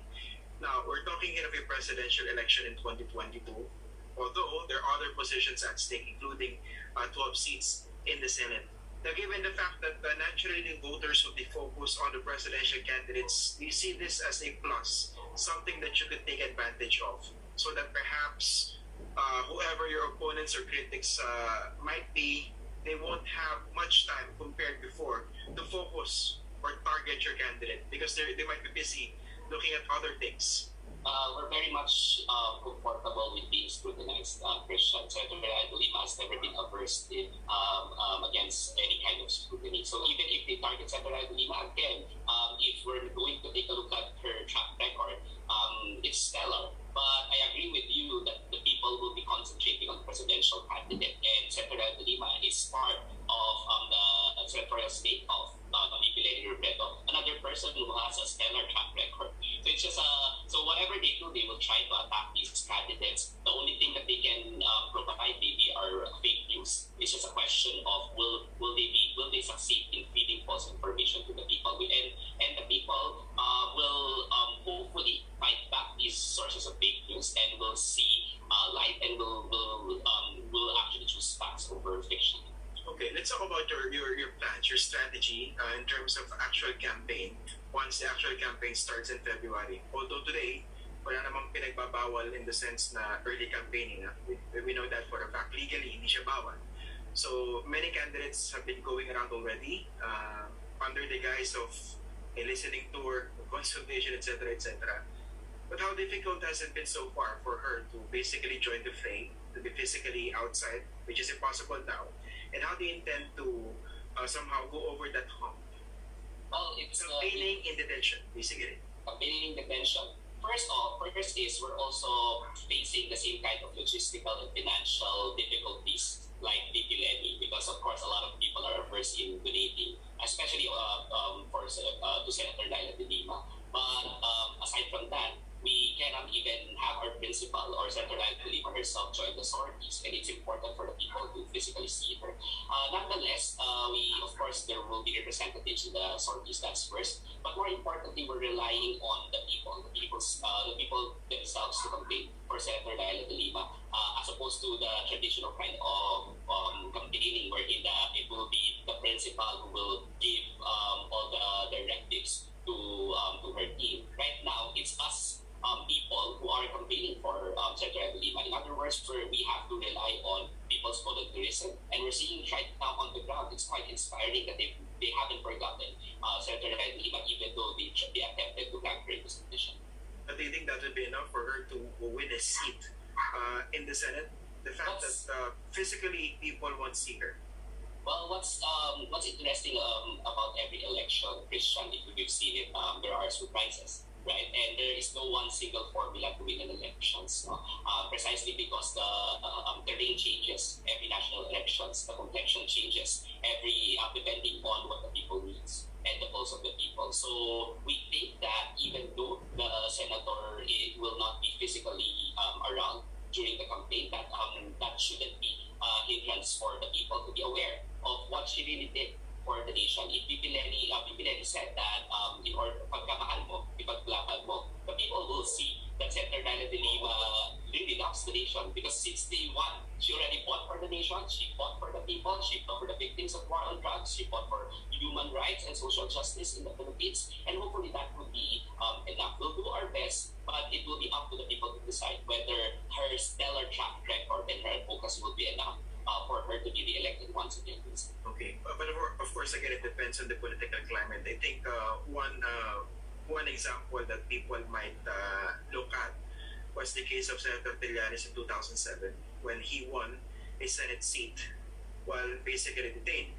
But you know, for the fact that the situation then was different, the sitting president was very unpopular, and the fact that he won, that was considered as more of a hate vote against the sitting president, a protest vote.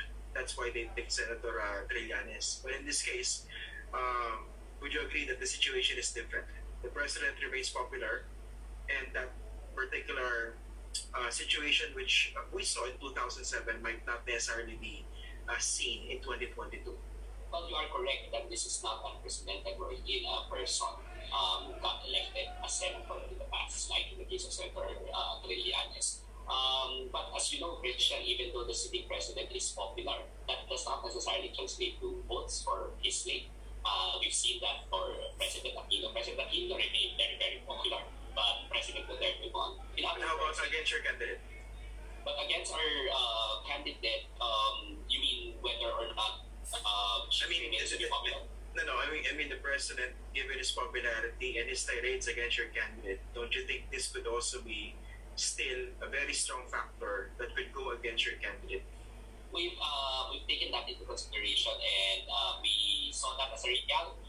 At the end of it all, are the people not tired of such kinds of tirades? In the end, we have to see our track record and the performance in office. The performance in office of Senator Dina de Lima, as I mentioned, remains to be stellar. So I think the people will see that. Ultimately, the people are maybe swayed by some rhetoric, but they will not be. They will hopefully see the fact that Senator Dina de Lima's track record speaks for itself. Okay, let's talk about the existing cases against her. So there were 3 that were filed against her, right? Committing conspiracy to commit drug trade, right? To engage in drug trade. There are 3 conspiracy to commit drug trading and 1 disobedience of summons pending in the Metropolitan Trial Court. Okay, huwag muna natin pag-usapan yung disobedience. Let's talk about the major ones, okay? So acquitted na siya na sa isa, right? Yes, our demerital evidence was granted. It's not stated that there was no strong evidence linking Senator Dina de Lima to drugs. That was in February, right? That was February. Now, what is the status of the 2 other cases? And for the two other cases, one, our demerital evidence was not granted, unfortunately, and that is also pending before the Court of Appeals, our certiorari, and it is set to trial is set to continue in that particular case. Unfortunately, the trial judge there actually inhibited once again, so there are around 5 trial judges who have already inhibited themselves from trying Senator de Lima's case. A lot of them perhaps are afraid of their profession, of their safety, or of their lives. We know for a fact that this is a very politically explosive case. For the criminal case 165. Wait, afraid of who? Afraid of who? Well, of course, you are not very much safe under an environment of impunity. So whether or not there are specific threats that are being thrown against these trial judges, I cannot speak for themselves.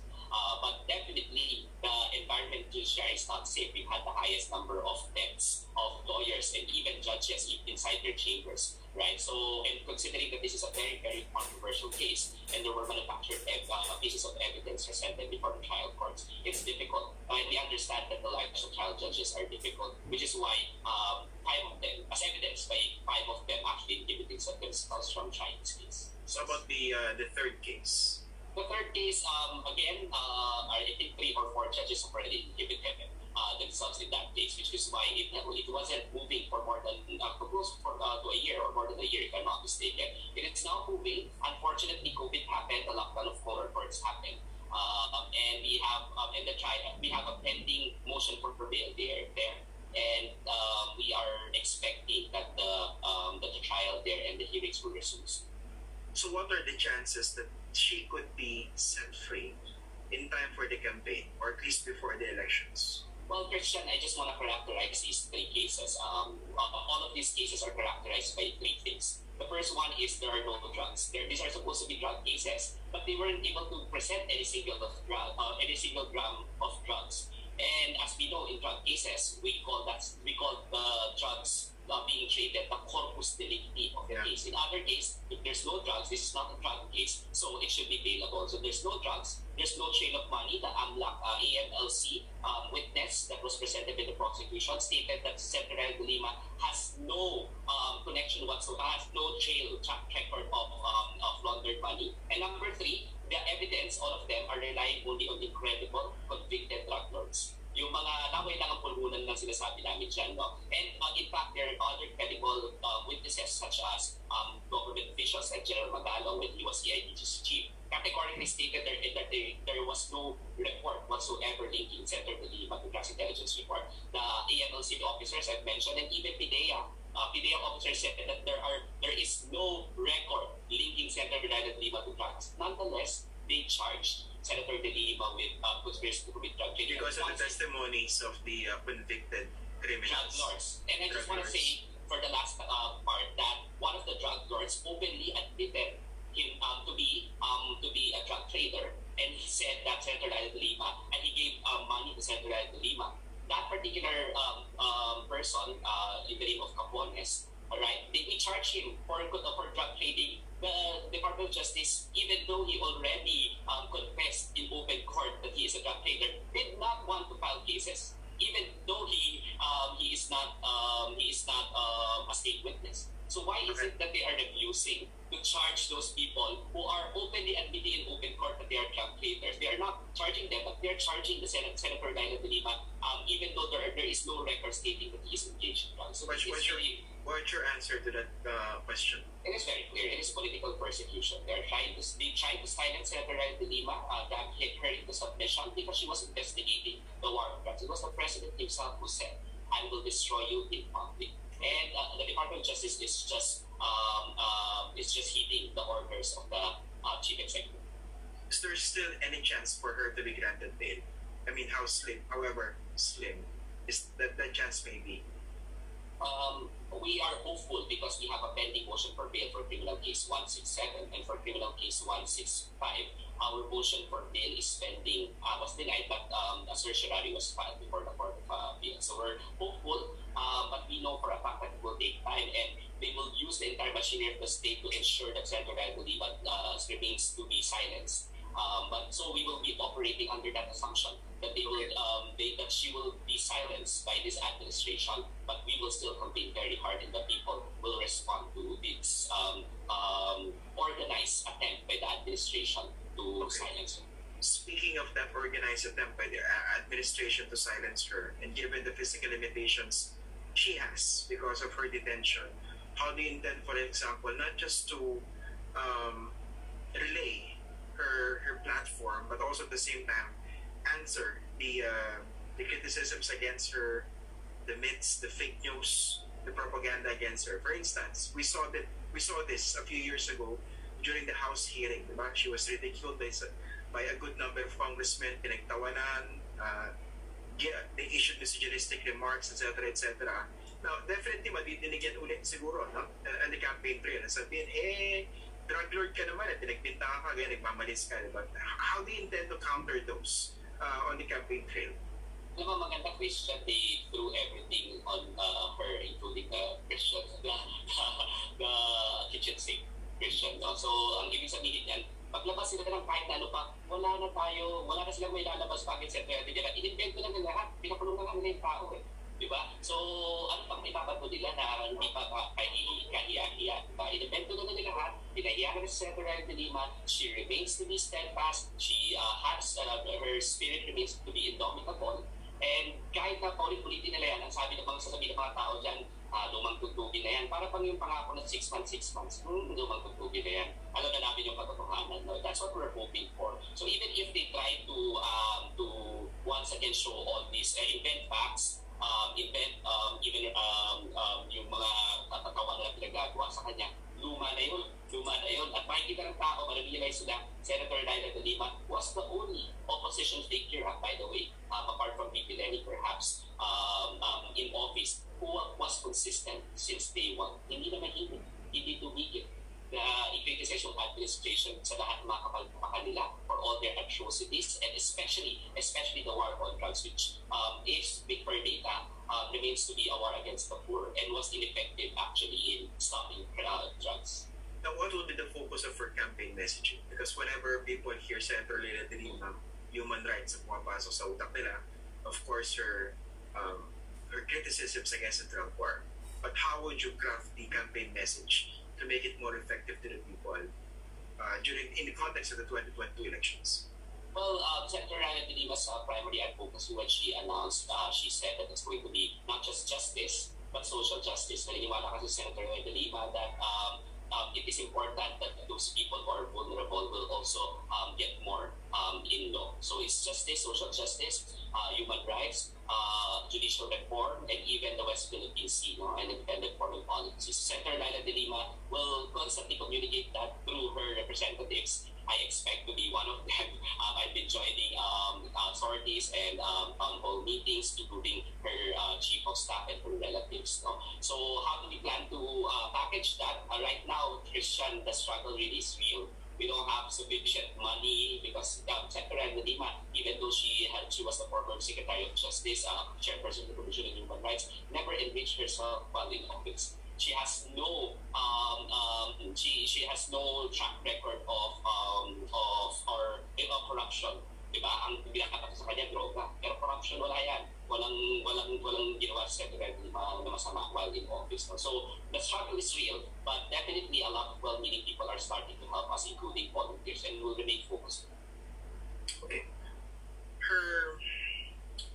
Her tormentor, if I may use that term, President Duterte himself is running for the Senate. Is she looking forward to at least debate with him, or in case both of them win? What kind of scenario is she looking at the Senate floor? Well, the persecutor will try to visit the Senate. I don't know why. After being president, he's already always absent, and we rarely see him except on his midnight shows. And Senator Doy Del Lima looks forward to debating with him, seeing him in the plenary sessions. Hopefully, Senator Doy Del Lima has already been vindicated by that time, and even work with him. Senator Doy Del Lima is ready to work with anyone for so long as the advocacy is for the people and are measures that are consistent with her advocacies. So yes, let's see if the people will still vote for Senator Doy Del Lima's number one persecutor, the president himself. In terms of that issue of human rights, often people might misconstrue the idea of human rights as very, very vague, too abstract as an issue. So it's very hard for many of us to perhaps fathom what human rights really mean, except perhaps in the context of the drug war. Pero given the experience that we've all had over the past 5 years under this administration, we think somehow that certain changes for the better have been seen.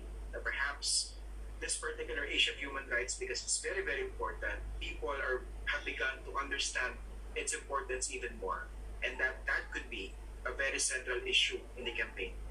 The only reason why there was some disdain against human rights was, as I mentioned a while ago, Christian, apart from an organized attempt to silence Senator Doy Del Lima, there was an organized attempt as well to belittle the importance of human rights. Why? Because human rights is our ultimate weapon against oppressors. against persecutors. And that's the reason why they're trying to malign this whole concept of human rights. But in the drug war, even according to the data of the Philippine National Police itself, there are around 30,000 people who were killed. And these deaths were all related to the drug war, and that's a lot of number. A lot of people have been murdered under this administration. Of course, the people themselves have seen this firsthand, and I don't think that the Filipino people would want a society that is based on killings and deaths, and most of them are actually are the poorest of the poor. No? So yes, and after the investigation of the ICC is concluded, we're very hopeful about that. People will see that indeed human rights violators and persecutors themselves will be held into account. And those people who have authored the drug war, including President Duterte, perhaps Senator Bato, and everyone else who will be prosecuted by the ICC should already prepare their defense, because the records are clear and they've really authored the crime against humanity of murder against the Filipino people. Attorney Dino De Leon, thank you for joining us tonight on the program. Thank you very much, Christian, and good evening once again.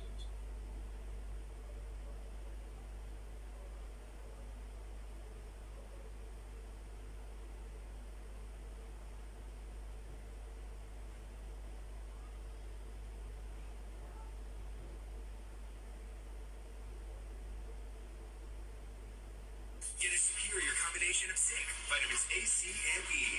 Do it with Cleanse.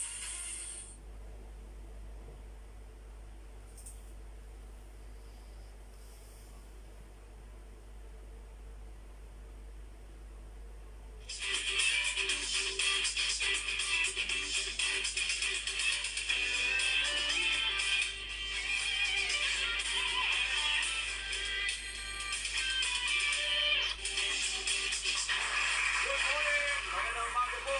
Welcome sa programa Bawal ang Pikon! Thank you! Tayo po ay sabayang napapakinggan sa Radyo La Verdad 1350 at napapanood din tayo sa ating pong live stream sa untvweb.com at maging sa ating Facebook Live at sa ating 1,360 satellite monitoring centers sa buong Pilipinas. Kasama po dyan itong ating mga kaugnayan ang sukat ng Muntinlupa City, San Nicolas, Bulacan, Commonwealth, Quezon City, ang barangay Mayapot sa Rizal. Pakikisado sa ating talakayan mamaya. Sinimulan po ang automated election system sa Pilipinas para mapabilis ang ang sistema po ng botohan at maiwasan ng dayaan tuwing isinasagawa ang eleksyon sa ating bansa. Pero po sa nasabing sistema, sa kabila nito, patuloy pa rin daw ang dayaan sa ating halalan. Dahil nagsusulputan pa rin ang sari-saring alegasyon at irregularidad o masasabing anomalya sa mga nakalipas na automated election sa ating bansa. At dahil dito ay nararapat na nga ba na muling baguhin ang sistema ng eleksyon sa Pilipinas? Meron kayang sistemang hindi dadayain? Yun ang tanong. Pero bago natin pag-usapan niya, panoorin muna natin ito. Sa pamamagitan ng privilege speech, inihayag noong Marso ni Senate President Vicente Tito Soto III ang umano'y ilang irregularidad na nangyari sa 2016 elections. Kabilang na ang pagkakaroon ng early transmission at foreign access sa server ng COMELEC. One day prior to election, this username made a malicious activity that is categorized as a critical intrusion to a computer system. Yung nakinabang perhaps, Mr. President, if the subpoenaed logs will be presented by COMELEC and Smartmatic, malalaman natin kung sino yung mga nakinabang. Doon sa mga hindi nakinabang na susunod na tanong mo, at tiyak na marami. Like Senator Poe and Senator Lacson, madami kayong nasiro. Sa pagdinig sa Senado nitong mga nakaraang linggo, hinggil sa nasabing anomalya, pinagpaliwanag ng Senate President ang COMELEC hinggil sa ilang aktibidad ng vote counting machine bago ang araw ng eleksyon. Na anya ay questionable kahit pa sinabi ng poll body na ito ay transmission test lamang at walang epekto sa botohan. Ilang beses magte-testing? Isang BCM, papunta sa Municipal Board of Calculator. Isa lang po, kung until magsabi na nag-succeed siya, titigil na po. I'm presenting 458 or only one area in Bicol. Batay sa mga resolusyon ng COMELEC, isinagawa ang final testing and sealing o FTS ng mga vote counting machines o VCMs mula May 2 hanggang May 6. Ngunit kung kinakailangan ay maaari pa itong palawigin hanggang May 9. Sa May 9 naman, isasagawa ang transmission test. Ayon kay Soto, batay sa nakuha niyang datos, May 8 pa lamang ay may transmission ng nagaganap o mga aktibidad ng VCM sa ilang lugar sa Bicol. Lumabas naman sa pagsusuri ng grupong Tanggulang Demokrasya na batay sa nakuha nilang kopya ng VCM audit report, wala namang final testing and sealing na nangyari noong May 8 sa nasabing rehiyon. Isa-isa po, wala pong May 8. There was no transaction whatsoever on May 8. Matatandaan na hindi ito ang unang pagkakataon na nagkaroon ng alleged irregularities sa automated election. Nagkaroon na rin ng aligasyon ng fraud sa automated elections noong 2010 at 2013. Dahil dito, nagbanta si Senate Committee on Electoral Reforms Chairman Aquilino Pimentel III sa COMELEC at Smartmatic na ititigil ang automated election kung may lulutang ulit na usapin sa 2019 elections. Pag marami pa rin issue sa 2019 at marami pa rin kapalpakan or some observations which cannot be readily explained by them, then wala na tayong choice. We will have to abandon that and then shift to hybrid. Bunsod ng paulit-ulit na aligasyon ng anomalya sa eleksyon, nararapat na nga bang itigil ang automated election system sa Pilipinas at bigyang daan ang hybrid election system na isinusulong ng ilang politiko sa bansa.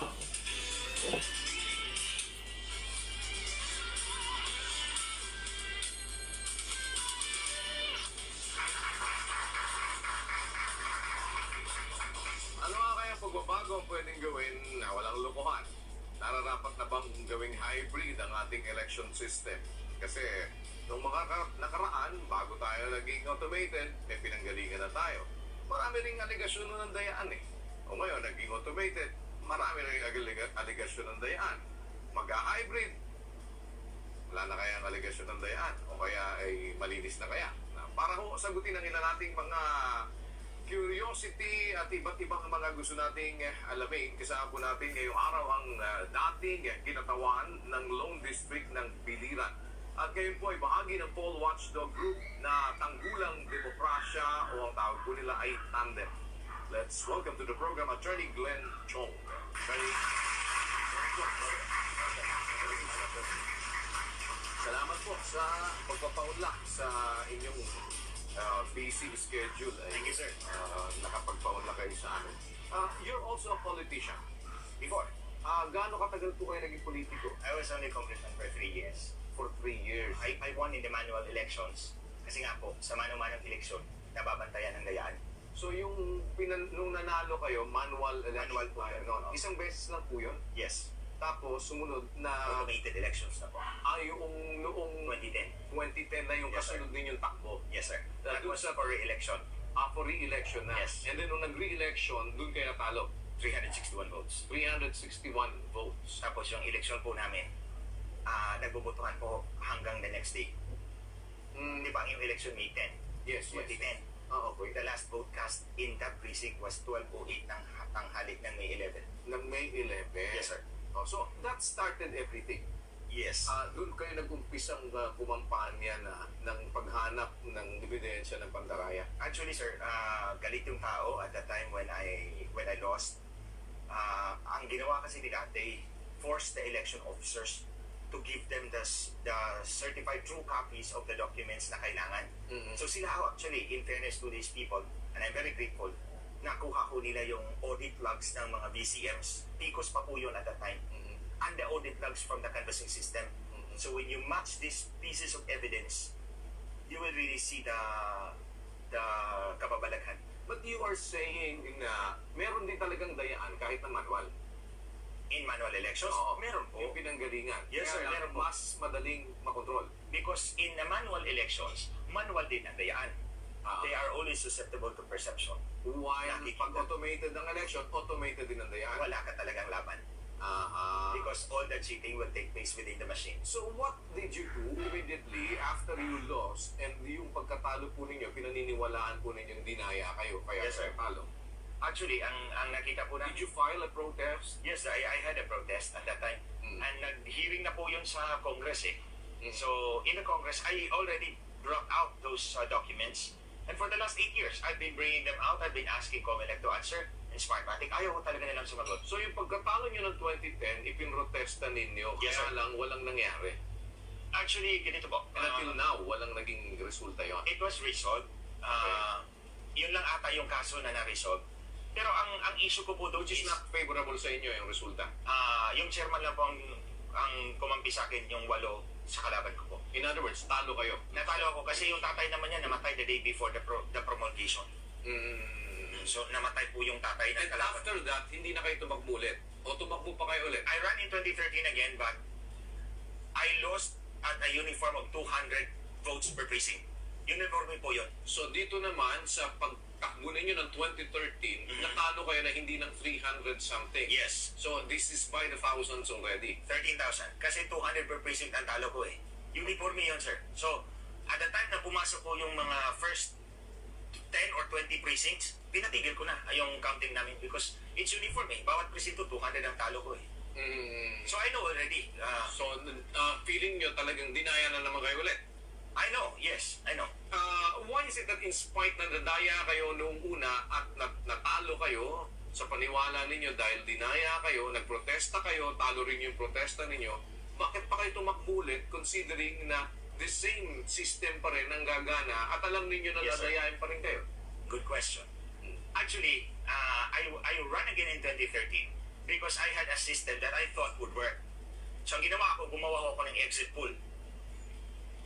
Nag-imprint ako ng 1/4 piece of paper. Nandun po yung pangalan ng mga kandidato. And then nag-set up po kami ng polling center outside of the polling center na totoo.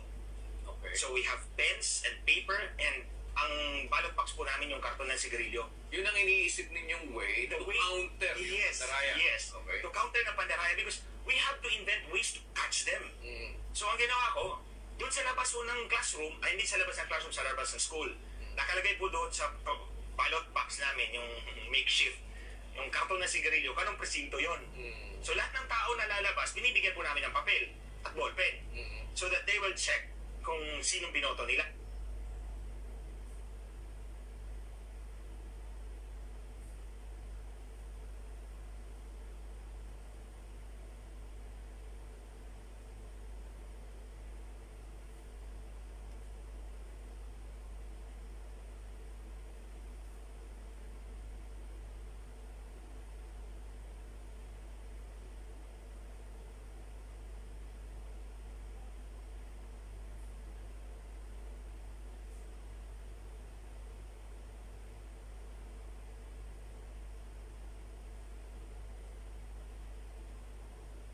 Because at the end of the day, we will count it and then match it with yung lalabas na boto doon sa makina. But how can you be sure sa ganung sistema po na yung i-check ng mga tao ay pareho talaga nung ibinoto nila? Kasi pwede naman na i-deceive din nila kayo doon dahil alam nila na wala namang bearing ito sa akin. Yes, sir.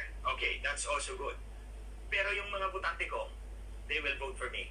They will tell. They will tell. Kung hindi man tama yung sa ibang posisyon, at least yung sa akin tama. Kasi mga botante ko yun eh. They believed in me. Okay, So, so how sure are you about your voters? Kasi ano ba yun? Sila ba ay... kasi yung loyalty ng isang tao para sa inyo, yung voters ninyo, they can always change their mind. sir, yes, good. It's a good point. But you have to understand where I come from. Nung una kong takbo, wala ko ako. They don't even know me. Okay. I just came into the scene dahil binaril yung governor namin dati na kalaban ng kalaban ko. He was shot at the back of his head in front of his wife. Nobody in Biliran stood up to fight for him. I was the only one. Against risk to my personal security, I fought against the political dynasty. And then nung dumating na ho So, yung parang naging accidental hero kayo? Ganun? Yes, sir. In a way, yes.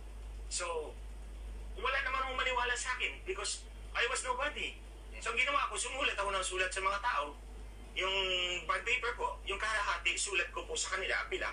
The other side is a checklist na mga ipapromise ko sa kanila. Then, pinirmahan ko po sa baba. Ito yung gusto kong gawin sa inyo.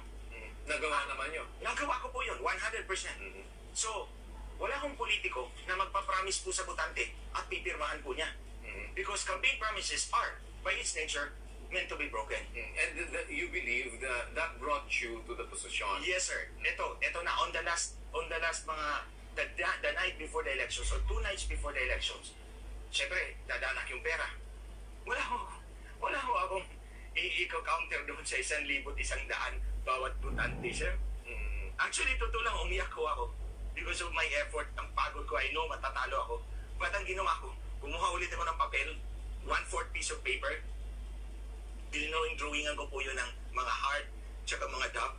Tapos, sinabi ko po sa mga kababayan ko, ngayon pa lang, nagpapasalamat na ako sa botong ibibigay nyo sa akin bukas. Hayaan nyo, susuplihan ko ng totoong servisyo yung tiwala nyo sa akin. When I won the next day, yun ang binigay nila sa akin. You won by this letter, not by any money or any other In consideration. other words, after that, ay natalo na kayo ng 2 sunod. Nung your election na po. That ito ay sa pamamagitan na ng parehong sistema which is automated. Yes, sir. Na ang paniwala ninyo sa 2 automated elections na yon ay dinaya kayo. Yes, sir. And I can even show. I Yeah, can you even show. tried to counter it with something but it did not work. Hindi, ganito po. I had my exit polls all across 169 precincts. But were you able to prove, dun po sa ginawa ninyo, were you able to prove na may dayan? Sir, sinira po ng PNP tsaka Comelec officials ang lahat ng exit polls ko by 9 o'clock in the morning. Paano po nilang nasira? They confiscated it. They took possession of it. Yes, physically. On what ground? Dahil hindi raw sanction ng Comelec. But that's beyond the authority of the COMELEC, hindi ba? Or is it under the authority of the COMELEC? It's actually illegal, sir. Yung ginawa ng Comelec at PNP. Kasi nasa labas ho kami ng polling center. Wala. In other words, yung ginawa nila dun sa inyong aksyon to counter yung pandaraya Yes, is sir. illegal. Illegal po yun. Ano ang ginawa ninyo aksyon dun sa illegal na aksyon na ginawa nila? I brought it to the Philippine National sa Senate po.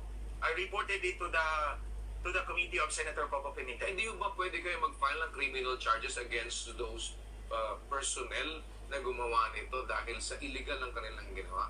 Sir, I did not pursue it anymore because if you will file a criminal complaint, you will have to file it in Diliran. I have no countervailing political force against them.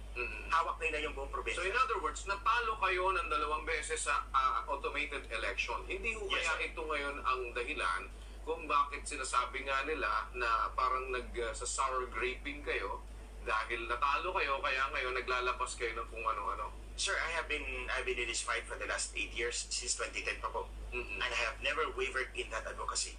Kasi alam ko po, ito lang po, March 23, 2012, kasagsagan po yun ng hearing ng impeachment ni Chief Justice Corona.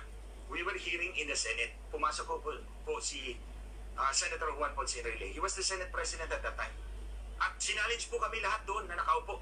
Prove to me that someone is cheating in office by virtue of cheating. Wala hong makasagot sa lahat. Nandun po si Congressman Lito Atienza at si Secretary Manny Piñol. When they answered, binabara po sila ni Sixto Brillantes, yung chairman at that time. So, hindi ho ako nakita dahil nakahilera ho ako sa kanila. So, I wrote a letter. I said, I am taking up the challenge of the Senate President. So, nung nabasa ni Enrile, tiningnan niya ako, and then he said, "You mean I won by cheating?" And then sinagot ko po siya, "You have handled the impeachment proceedings of the Chief Justice in the most statesman-like fashion. Na kahit mag-i-election tayo ngayon, ora mismo, mananalo kayo. And you do not need to cheat." Then sabi niya, "Sige, you answer my question." So sinagot, he gave me 30 minutes. I was the only one talking there. Kahit yung Comelec, yung 7 commissioner na doon po, they never rebutted me at any instance. So nung natapos ho ako, iniisa-isa ko po lahat. Sabi ko ni Senate President, Goyo, Larasabal, sagutin mo ito. Alam mo, ang sagot nila, "Your Honor, can we answer that in executive session?" Ayaw nilang sumagot sa harap ng publiko. Then, when they went into executive session, sinabihan ako ng kaibigan ko, "Senator, huwag kang umalis. I'll listen for you." So nandun ako sa labas for 30 minutes. I waited. Nung matapos bumukas ang pintuan, lumabas siya, he grabbed my hand. And then, nagmumura siya. Pagpasok namin ng elevator, sinabi niya sa staff niya, "Huwag kayong sumama, kami lang dalawa mag-usap." When we were in the elevator, again, nagmumura siya at sinabi niya, ang sagot ng Comelec is this: "The only way to explain your case in Biliran is fraud." that's when I knew na tama yung advocacy ko. Inamin na ng COMELEC na fraud lang ang makapagpaliwanag sa kaso ko sa biliran. And with that activity, sir, Ano ang ibig sabihin na inaamin nila that there was indeed fraud? yes, At yun ay ginawa sa executive session. it was in an executive session. At pagka-executive session ay hindi pa pwedeng ilabas dahil Hindi po executive pwede, session. yes, sir. At hindi rin pa pwedeng sabihin ng kahit na sino, even yung naka-witness sa senador. Ay, di, sinabi niya sa akin. Yes, I will take the risk. Yes, ibig Yes, lang sir. sabihin, sinabi niya sa inyo, pero hindi ho dapat sabihin sa inyo. Well, that is his risk, sir. And I'm taking the risk by exposing it to the public. Exactly. Yes, sir. Hindi naman ho yan, sigurado naman kung tatanggihan kayo ng senador na yon. Well, O ilalaglag kayo ng senador na yon. kung ilaglag niya ako, then so be it. How would you know na ilalaglag kayo? Hindi, kung hindi nyo sasabihin kung sino yung senador. Hindi ko muna sasabihin, sir. Pero ito ba'y nanunungkulan o hindi? Nanunungkulan po. Kung nanunungkulan ho ito, hindi ba obligasyon ito ngayon kung talagang ang gusto natin ay maglantad ng katotohanan na let's take the risk, the same thing that you are doing right Yes, now. sir. So is he not willing to do that? It's up to him. I mean, to put a period to all of these things na, kumbaga, parang, ito lang naman ang makakapagtapos ng lahat ng mga bagay na ito. Kasi Yes, sir. word ng isa, laban sa isa, na parang it seems na wala ng katapusan. I would appeal to his conscience, sir. So, have you talked to him already? Hindi na, at this time. So, mula ho kailan kayo huling nag-usap? Nakikita ko kami sa hearing. Sa hearing lang po na, Yes. ng Senate. Ng Senate, yes, sir. Na, So, kiho ako doon eh. mm, Since 2010. mm. Yes, sir. Paano nyo ngayon sasabihin naman, paano nyo pamamalian naman yung mga akusasyon na ang nagsususi sa inyo ay ang kampo ni Bongbong Marcos? Sir, I have been very vocal about this. Long before Marcos ran, long before he was cheated, I was already there. I soiled myself, I toiled, and I crawled to get evidence. Mhm. It's not all about Bongbong. Mhm. Wala ko siyang kinalaman dito. So, sino ho ang mga nadaya doon sa mga nakaraang automated elections? Like, halimbawa, noong nakaraan ay meron din tumakbong mga senador. Kagaya nga sinasabi ni Senator Enrile na ibig mo sabihin, nandaya ako. Yes. And how would you know na hindi nga siya nandaya? Bakit, paano ang katunayan ninyo na hindi kasama siya sa ipinandaya? Kung may katunayan ninyo na hindi kasama siya sa ipinandaya, kung may nandaya man. Actually, sir, Kasi parang nangyayari ho, pinipinpoint lang natin, ako lang yung nadaya. O kaya, ako at saka kung sino pa yung iba. How did you know that? sir, we would appeal to the COMELEC to open its database and the whole system. So until it's done, you do not know kung sino nandaya at sino ang nandaya. I have a graph to show. It's very difficult to identify sinong nandaya, but you can clearly see that there is a daya. What I mean is, there is sufficient paper trail, there is sufficient evidence that there was something wrong with these elections. But to pinpoint the specific candidate, you have to open the system. Exactly. So how were you able to determine then na kayo po ay nandaya? Kung ang sinasabi... Yung sa kaso ko, sir, that's pertinent to me, to myself. Exactly. Oh, yes. Mm. I can prove that. For example, yung sa 2010, may mga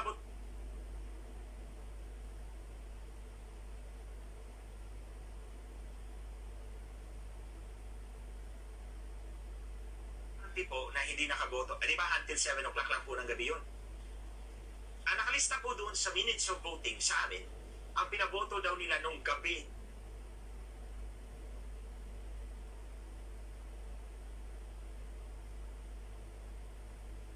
ng 7 o'clock hanggang 12 noon ng next day is 2,758.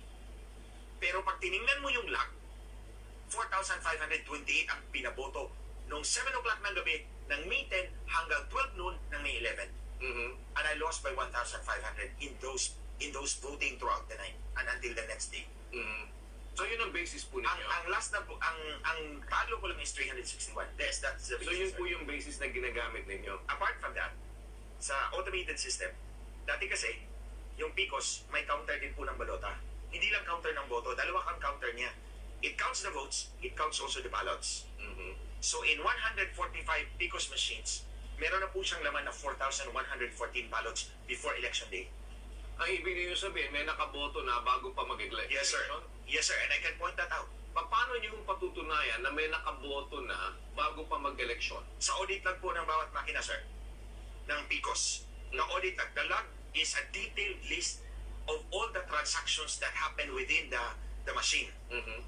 Sa PICOS po, may counter po siya ng balota. Kung ilan na po ang nabilang niya. Mhm. Whenever you switch on the machine, the eighth entry will always tell you how many ballots it had already counted. Mhm. So when it switched on May 10, the day of the elections, sa 8th entry, nakalagay na po doon, I have counted 29 ballots. So, how does it prove na meron ng bumoto ng May 8? The counter itself will tell you. Because otherwise, kung walang laman yun, sir, zero dapat yun. Pero May 10 ho nagbilang eh. May 10 nga po. Oh, so nakatapos yung May 9. May 9, Ang election proper, hindi ko no, ba? I'm talking about 2010. May 9 po ang 2016 elections. May 10 po ang 2010 elections. Okay. Yes, sir. So, I'm talking about the 2010 elections. Alright, Kasi yung 2010, may counter ng balota. Mhm. Ngayong 2016, tinanggal na po yung counter ng balota kasi nahuhuli na nga. Mm. So, that's one of the things that we notice. So meaning to say, the day after the election, o hindi pa nag-e-election, The day before. the day before the election, meron na lumitaw na count.